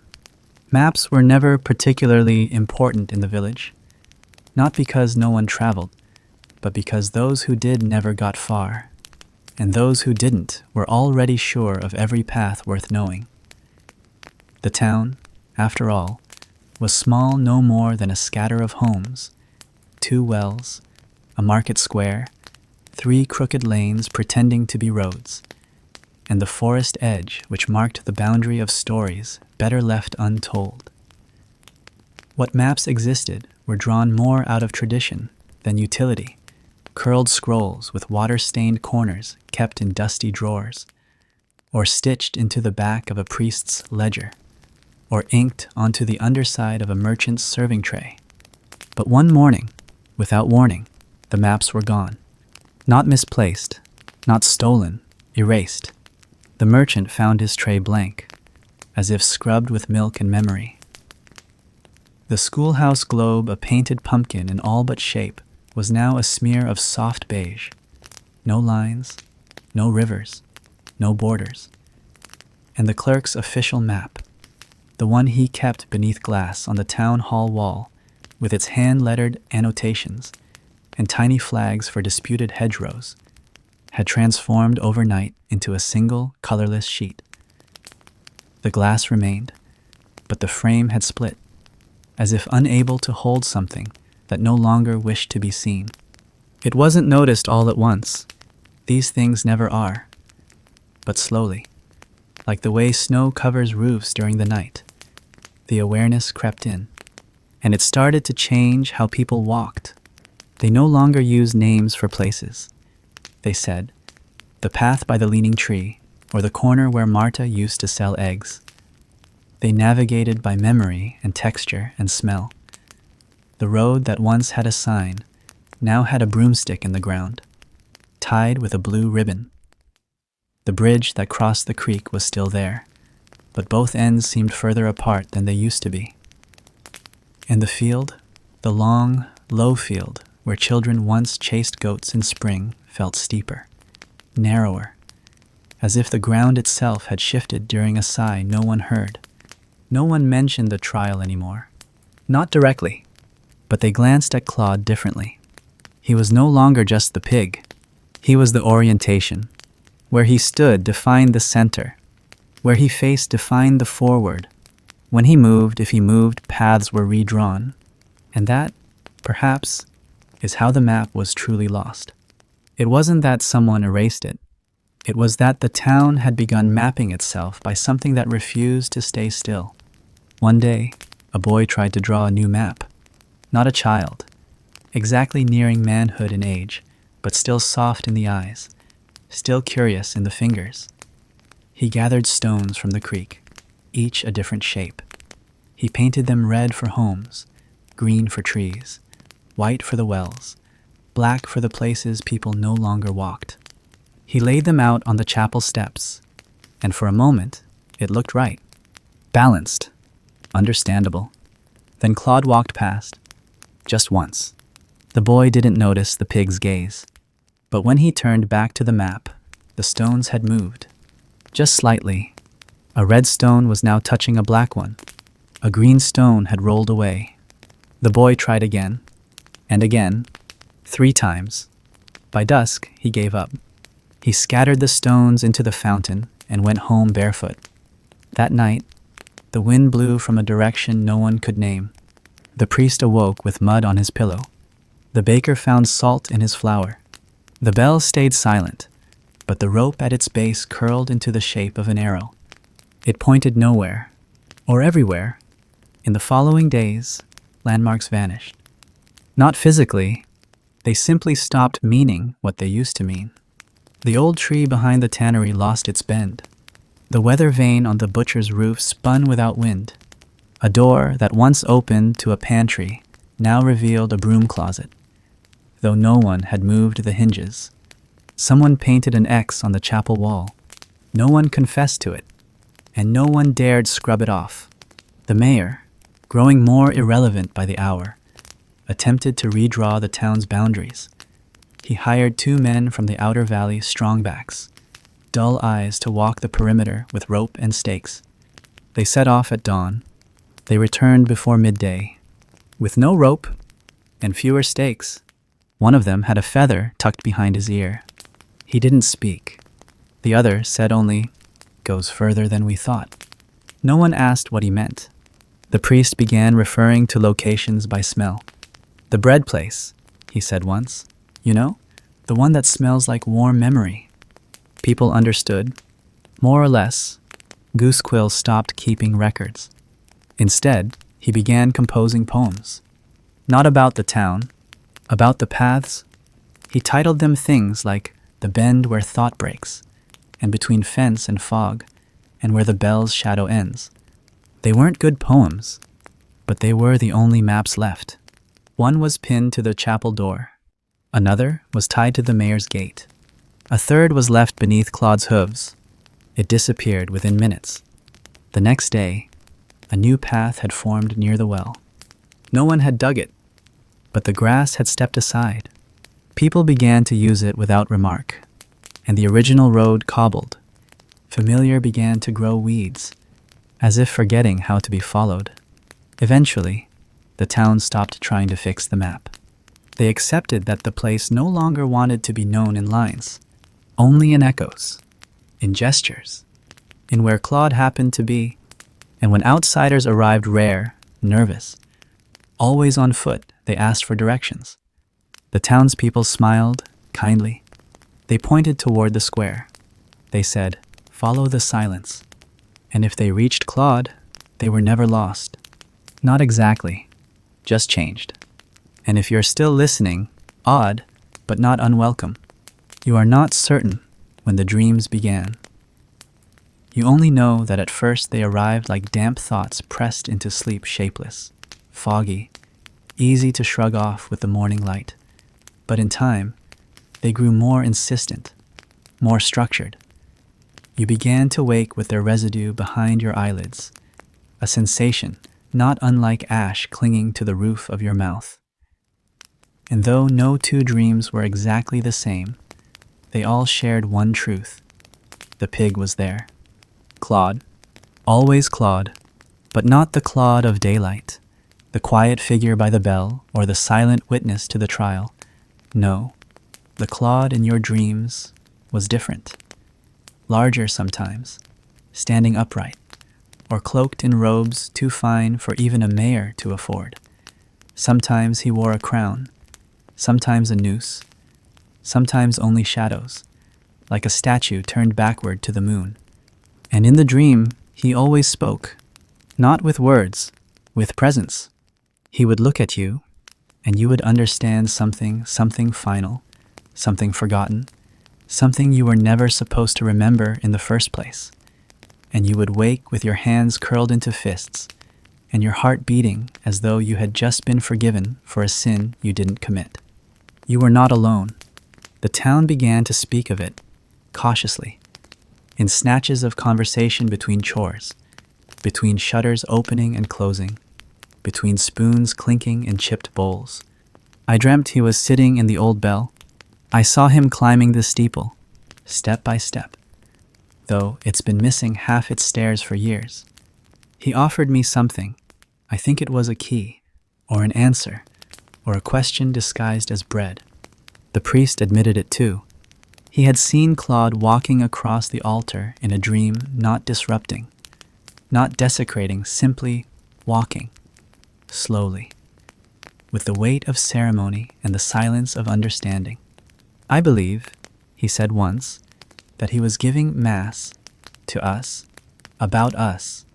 The mayor never confessed to his own dreams, but his eyes grew darker, his posture more bent, and once, when someone tapped his shoulder from behind, he turned too quickly and muttered, "I haven't forgotten. I still remember the masks." Then he walked away and never explained. Goosequill began writing his dreams down. He did not keep them in the ledger. He wrote them on thin scraps of linen, dyed with wine and oil, and hung them on the inside of his window like stained glass for no one to see. They fluttered at night, and once, a child passing by claimed she could read one, even though it was written backward. It said he judges by listening. He remembers by not naming. The dreams began to change. They became shared.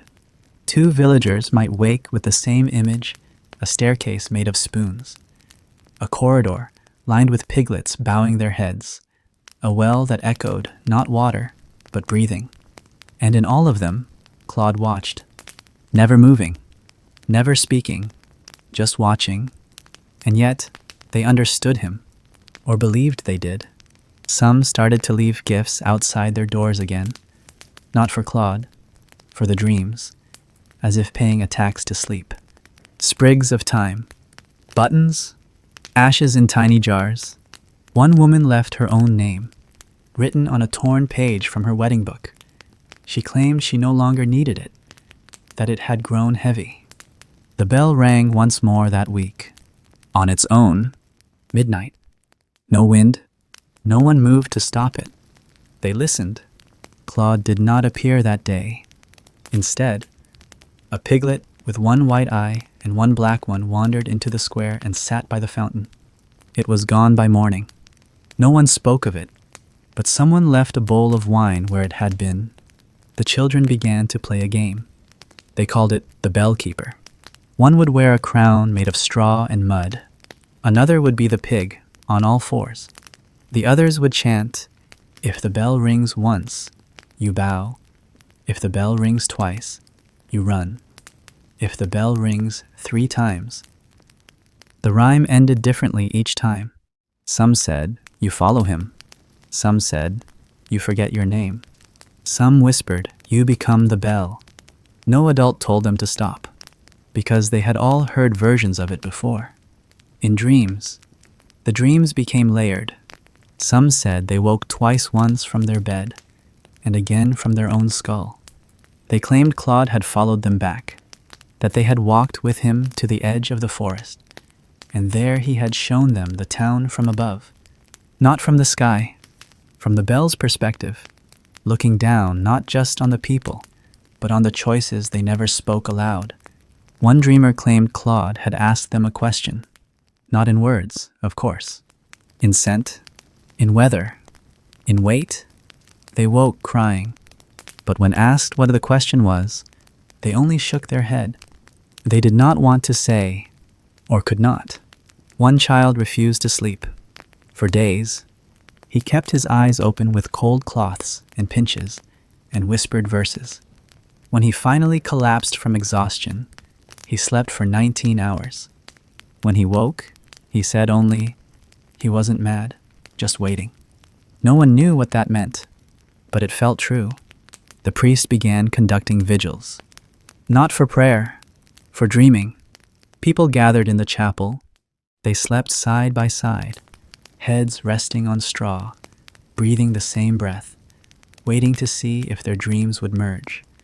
They did. Sometimes they all woke with the same phrase on their tongue. He's not asking for forgiveness. He's asking for memory. No one knew whose voice it was. Claude returned to the square only once during this time. He came at dusk. No one noticed his approach. One moment he wasn't there. The next, he was sitting beside the rope, staring at the spot where the masks had once been. He did not move. He did not grunt. He simply sat there until dawn, then vanished. The next night, the dream ceased. Completely. Not a single person remembered anything from sleep. No images, no sounds, just black, just blank. The town woke disoriented, hungry for meaning. And then someone said, maybe he's finished. But the others weren't so sure, because sometimes silence isn't the end of the story. Sometimes silence is what the story becomes.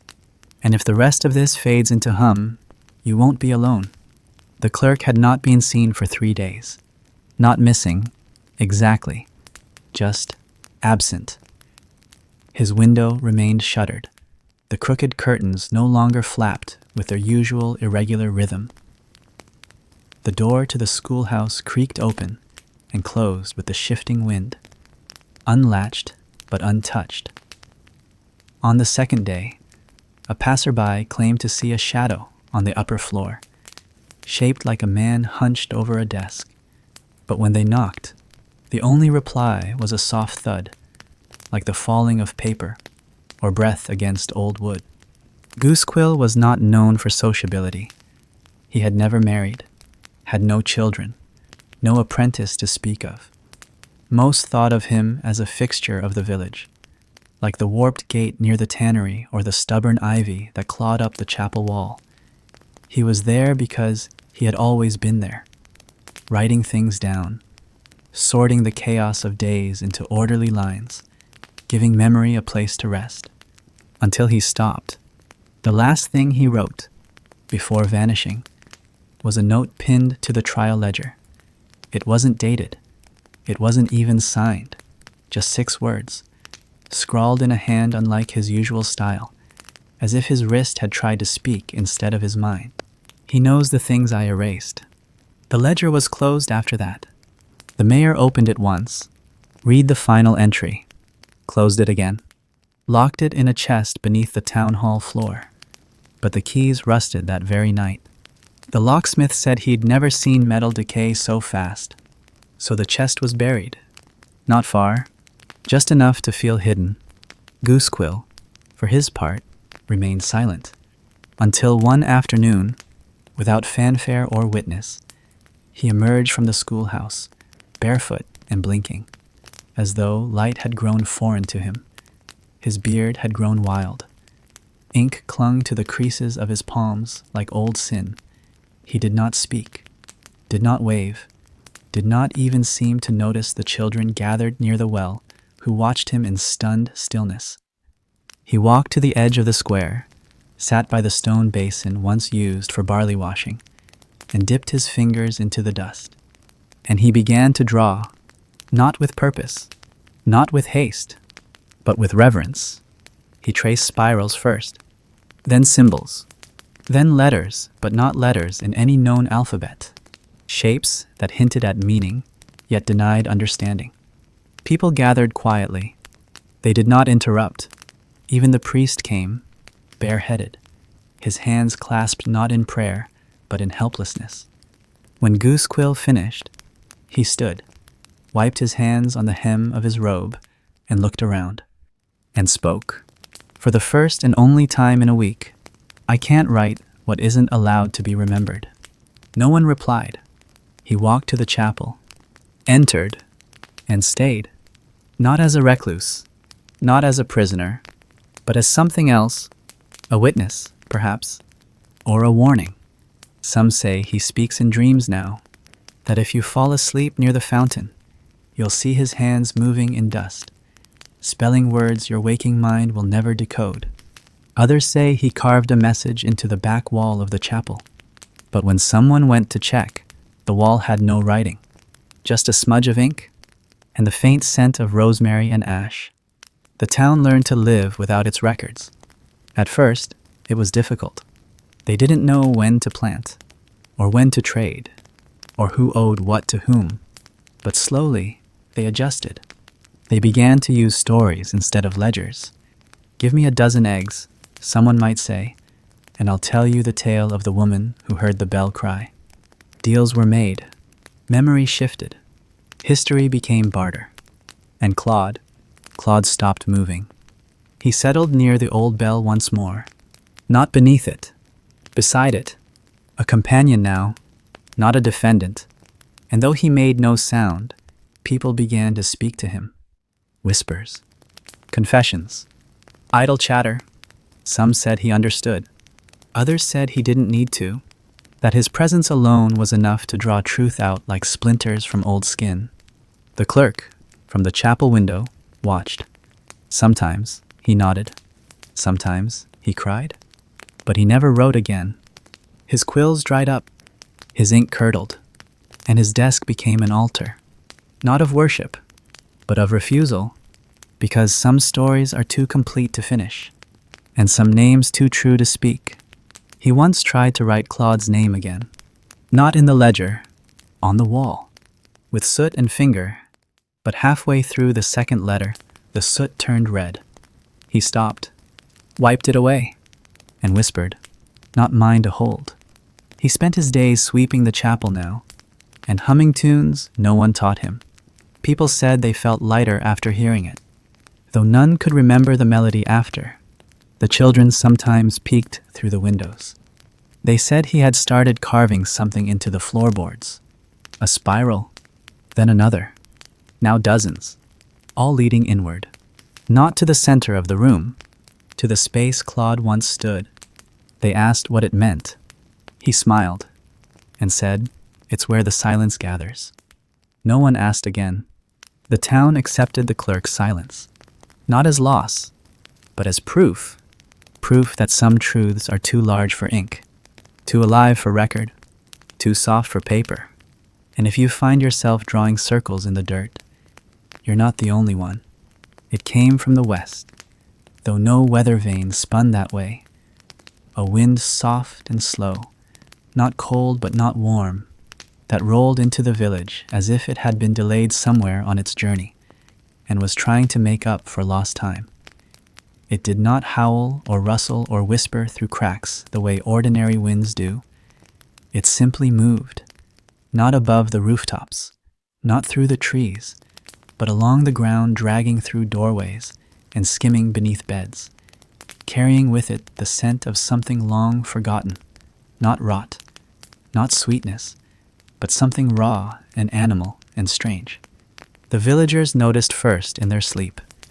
Dreams that had been quiet for weeks stirred again, not with images of Claude, but with sound. A low sound, deep and glottal. Not quite a voice, not quite a grunt, but something in between.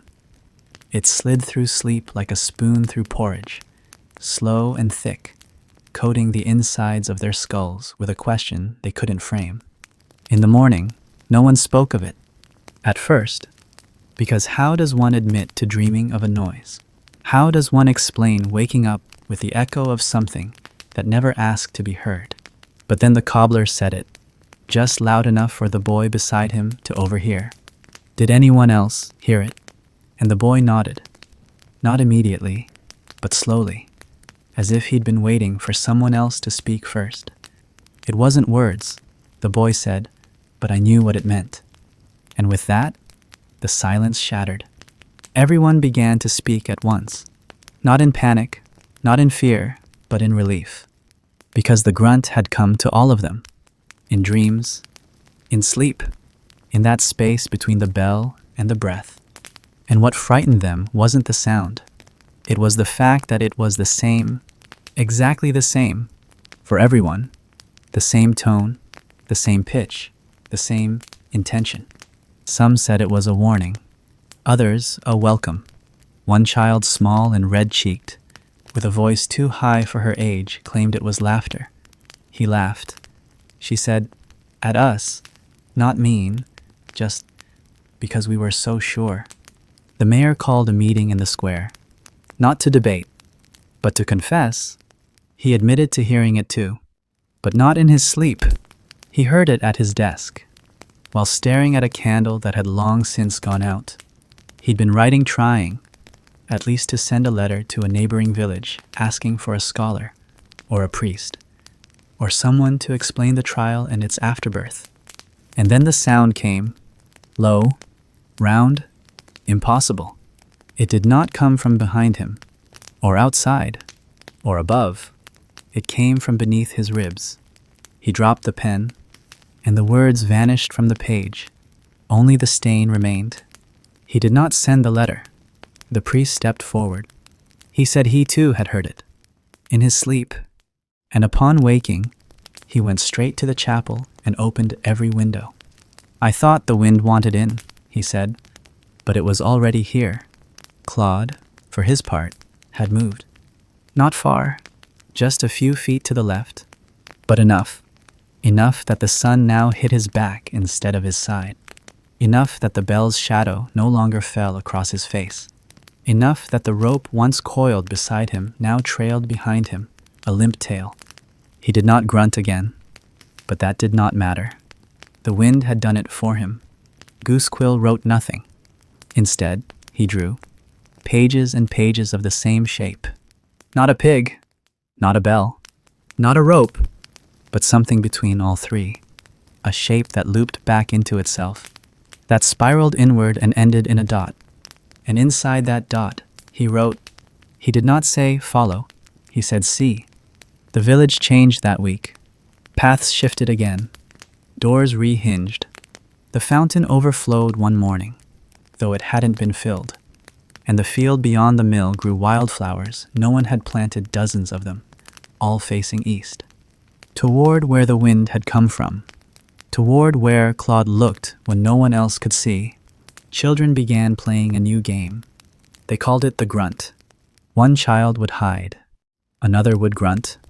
The rest had to find the hider by listening. But they always found the wrong child, because the hider wasn't hiding. He was waiting. Waiting in plain sight. Eyes open. Silent. When asked why the game never worked, the children shrugged. It's not about winning, they said. It's about remembering. And the priest, overhearing, wept. Just once. Just briefly. Because the bell had rung again the night before. Not with sound, but with stillness. It had stopped swinging, mid-wind, as if someone had told it now, hush. And the rope? Gone. Not stolen. Not cut. Gone. The square, once the center of so much noise, became quiet again. But it was not the silence of before. It was the silence of knowing, the silence of after. Claude remained, as always, but smaller now, Or maybe the world had grown. He still blinked, still breathed, but his shadow stretched farther, longer, as if trying to remember something his body couldn't hold. The wind came one more time that week. Not strong, but sure. It moved through the town, through the chapel, through the barn ruins, through the schoolhouse, and out again, without knocking anything over, without lifting a single hat, but leaving behind a smell.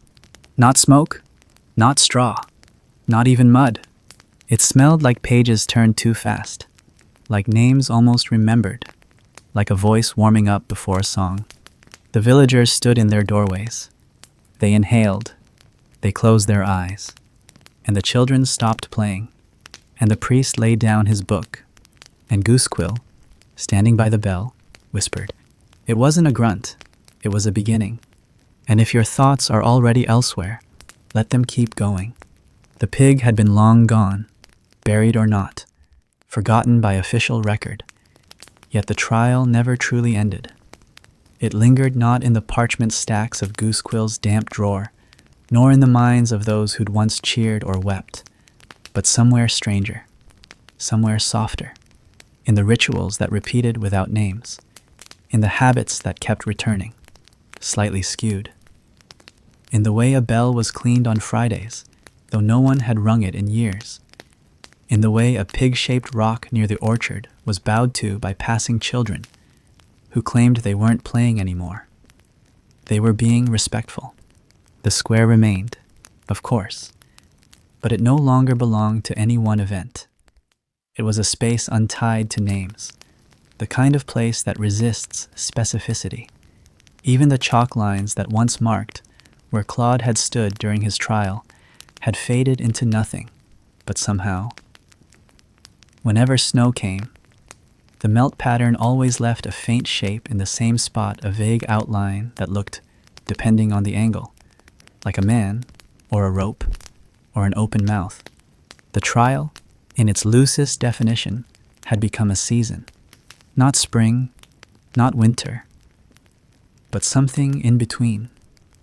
A season of waiting, of trying not to say the wrong thing at the wrong hour, in case the wrong ears were still listening. Goosequill, who had once been the keeper of testimony, stopped writing altogether, not out of rebellion or fear, but because he could no longer keep the facts from undoing themselves. One day, he tried to rewrite the opening of the transcript, to make it cleaner, clearer, more in line with what he should have said, but the ink refused, not metaphorically, literally. It pooled in his pen, then bled sideways across the parchment, spelling a single word before it dried. Listen. He burned the page, not in anger, but in ceremony. He said nothing as it curled, only watched the flame flicker and fall into a spiral, not up, but inward.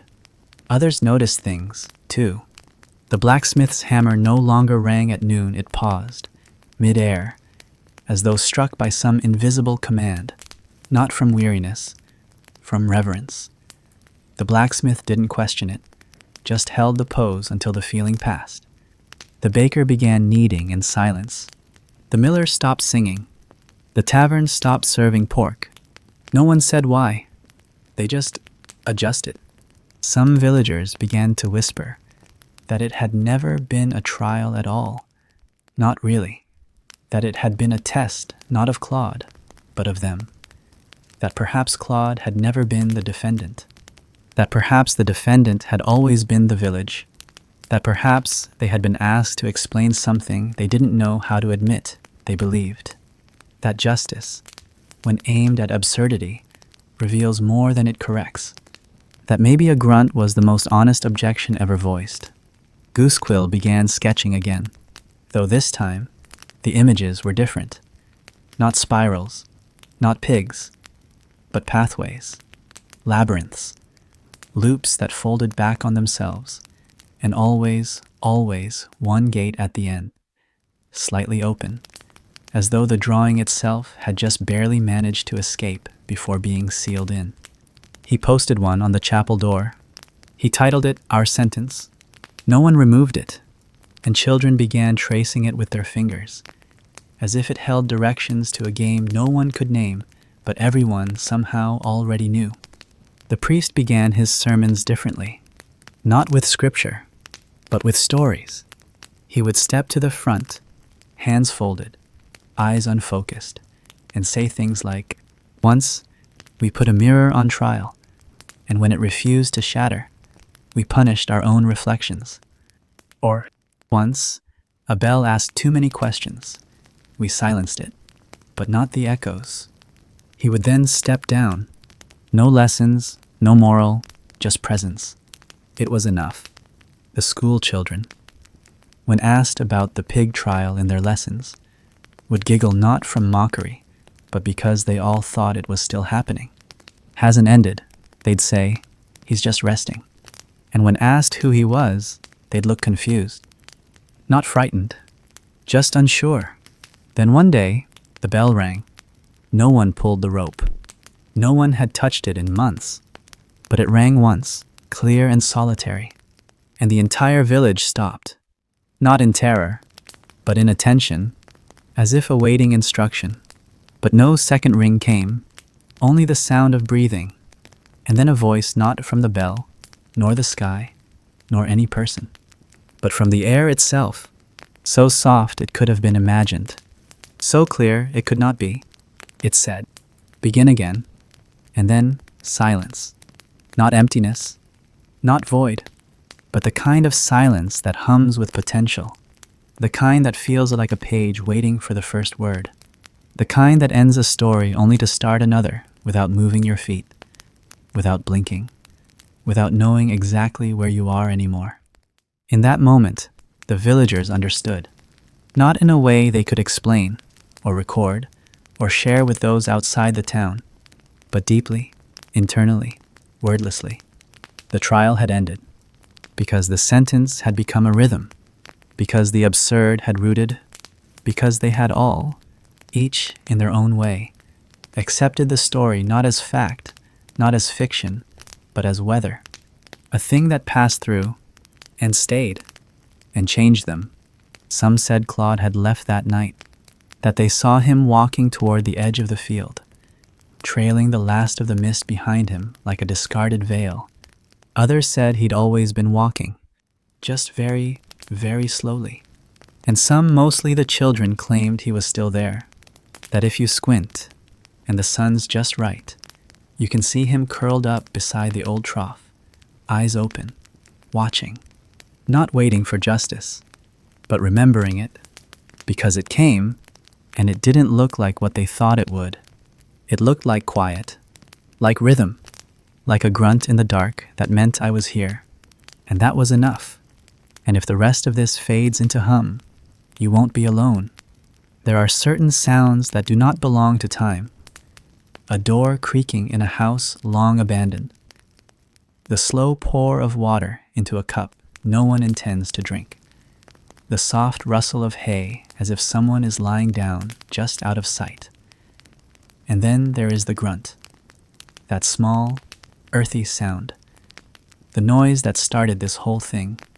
Some say, the sound Claude made when they dragged him into the square, when he slipped in the mud, when someone asked his name and he did not reply in French or Latin or prayer, but in pig, and they all laughed. And then no one laughed. That grunt never went away. It stayed in the cracks between cobblestones. It hid in the pauses between sentences. It echoed through time, not loud, not proud, but present, like breath in winter, like a footstep behind you that never fully lands. You think history forgets? No. History hums, and the grunt, it is the hum. The townsfolk changed, of course. Faces came and went. Fashions turned like weathercocks in a wind no one agreed upon. But the tale of the trial remained, buried and bloomed in cycles like plague or rain. For some, it was a joke, a trivia night oddity. Did you know, they would say, That once in France they put a pig on trial and others would nod and chuckle and move on. But some did not laugh. Some paused. Some felt it behind the chuckle. Beneath the anecdote, a weight. Not of guilt, not of outrage. Something stranger. A recognition, perhaps. The feeling of having said something cruel in childhood and remembering it only decades later. The ghost of an apology never spoken aloud. Because the pig was never really the point. Neither was Claude. Neither were the judges, or the rope, or the bell, or the transcript, or the record books, which were eventually lost in a fire no one investigated too thoroughly. What remained, what always remains, was the arrangement. The invisible contract a village signs with itself, that some things are to be believed loudly and others only in silence. That absurdity can wear the mask of order. That justice, once it grows too formal, begins to ask dangerous questions about the ones writing it down. That perhaps the grunt was the only honest sound in the entire proceeding. The modern town built up around the old square. New cafes appeared, and with them, tourists. Some of them were told about the trial of the pig. A few took selfies beside the vague outline of where the platform might have been. Others bought t-shirts that said, "Oink if you're guilty." But some, just a few, stood there longer. They stared at the dirt where the rope might have been tied. They stood in the echo of the bell, and something inside them stilled. Because absurdity is not funny when you're standing inside it. Because when you grow quiet long enough, the grunt returns. Some archivist, nameless, faceless, the kind who only appears in footnotes, found a document recently, water damaged, barely legible, dated to some time after the trial, but written in an unfamiliar hand. No title, no heading, just a line, repeated again and again. We did not understand the question. And below that, one final sentence. But we answered anyway. No one knows who wrote it.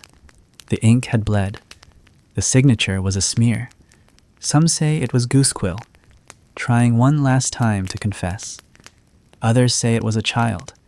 Others think it was Claude himself, though no one agrees what that would mean. What is agreed upon, however, is that after the document surfaced, the bell rang again. Not at night, not at noon, but exactly at the hour the trial began, centuries ago. A single chime, and when the villagers looked around, there was no bell. It had been removed in the Revolution, melted down, used for something else. A cannon, perhaps, or a coin, but the sound remained. It always had, and so, once more, the townsfolk stood in the square, not because they were told, not because they believed, but because the grunt had not finished echoing.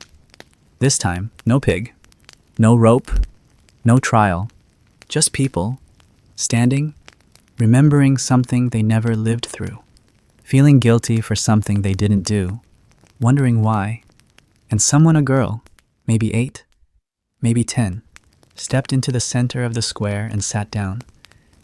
She said nothing, just looked at the others, and then grunted. Loud, clear, not mocking, not cute, just accurate.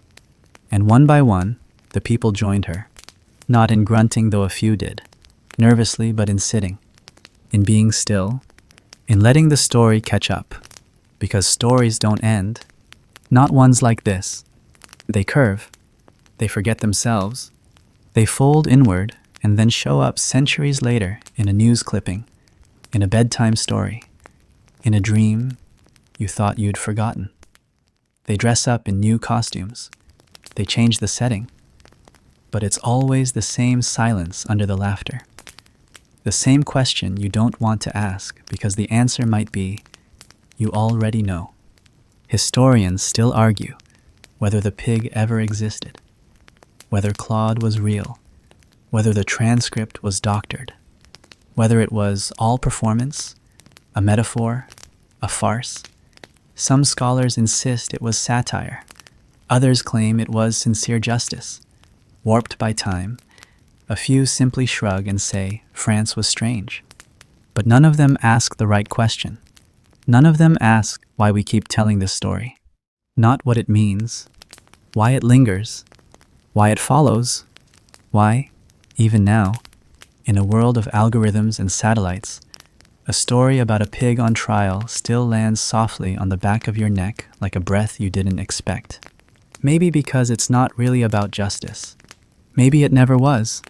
Maybe it's about what happens when the absurd is given structure. When noise is asked to stand trial. When the world becomes so orderly that the only honest voice left belongs to the one who cannot speak it back. That is why it echoes. That is why the square is never quite empty. That is why a grunt lasts longer than a sentence. That is why the bell rings with no rope.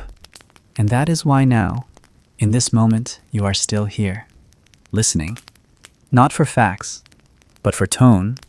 Not for answers, but for rhythm, because something in you remembers.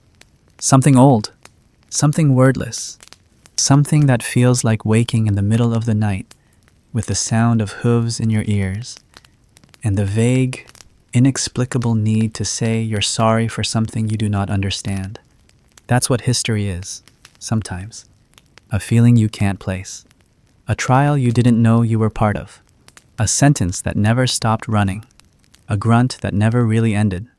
So, if your eyes are still open, close them now. You've wandered far enough through this half-told thing. Nothing here asked to be remembered. And yet, here you are. If your thoughts are already elsewhere, let them keep going. If you're still listening, odd, but not unwelcome. Leave a dot, if this drift kept you company. Sleep however you must. History won't notice, but I might.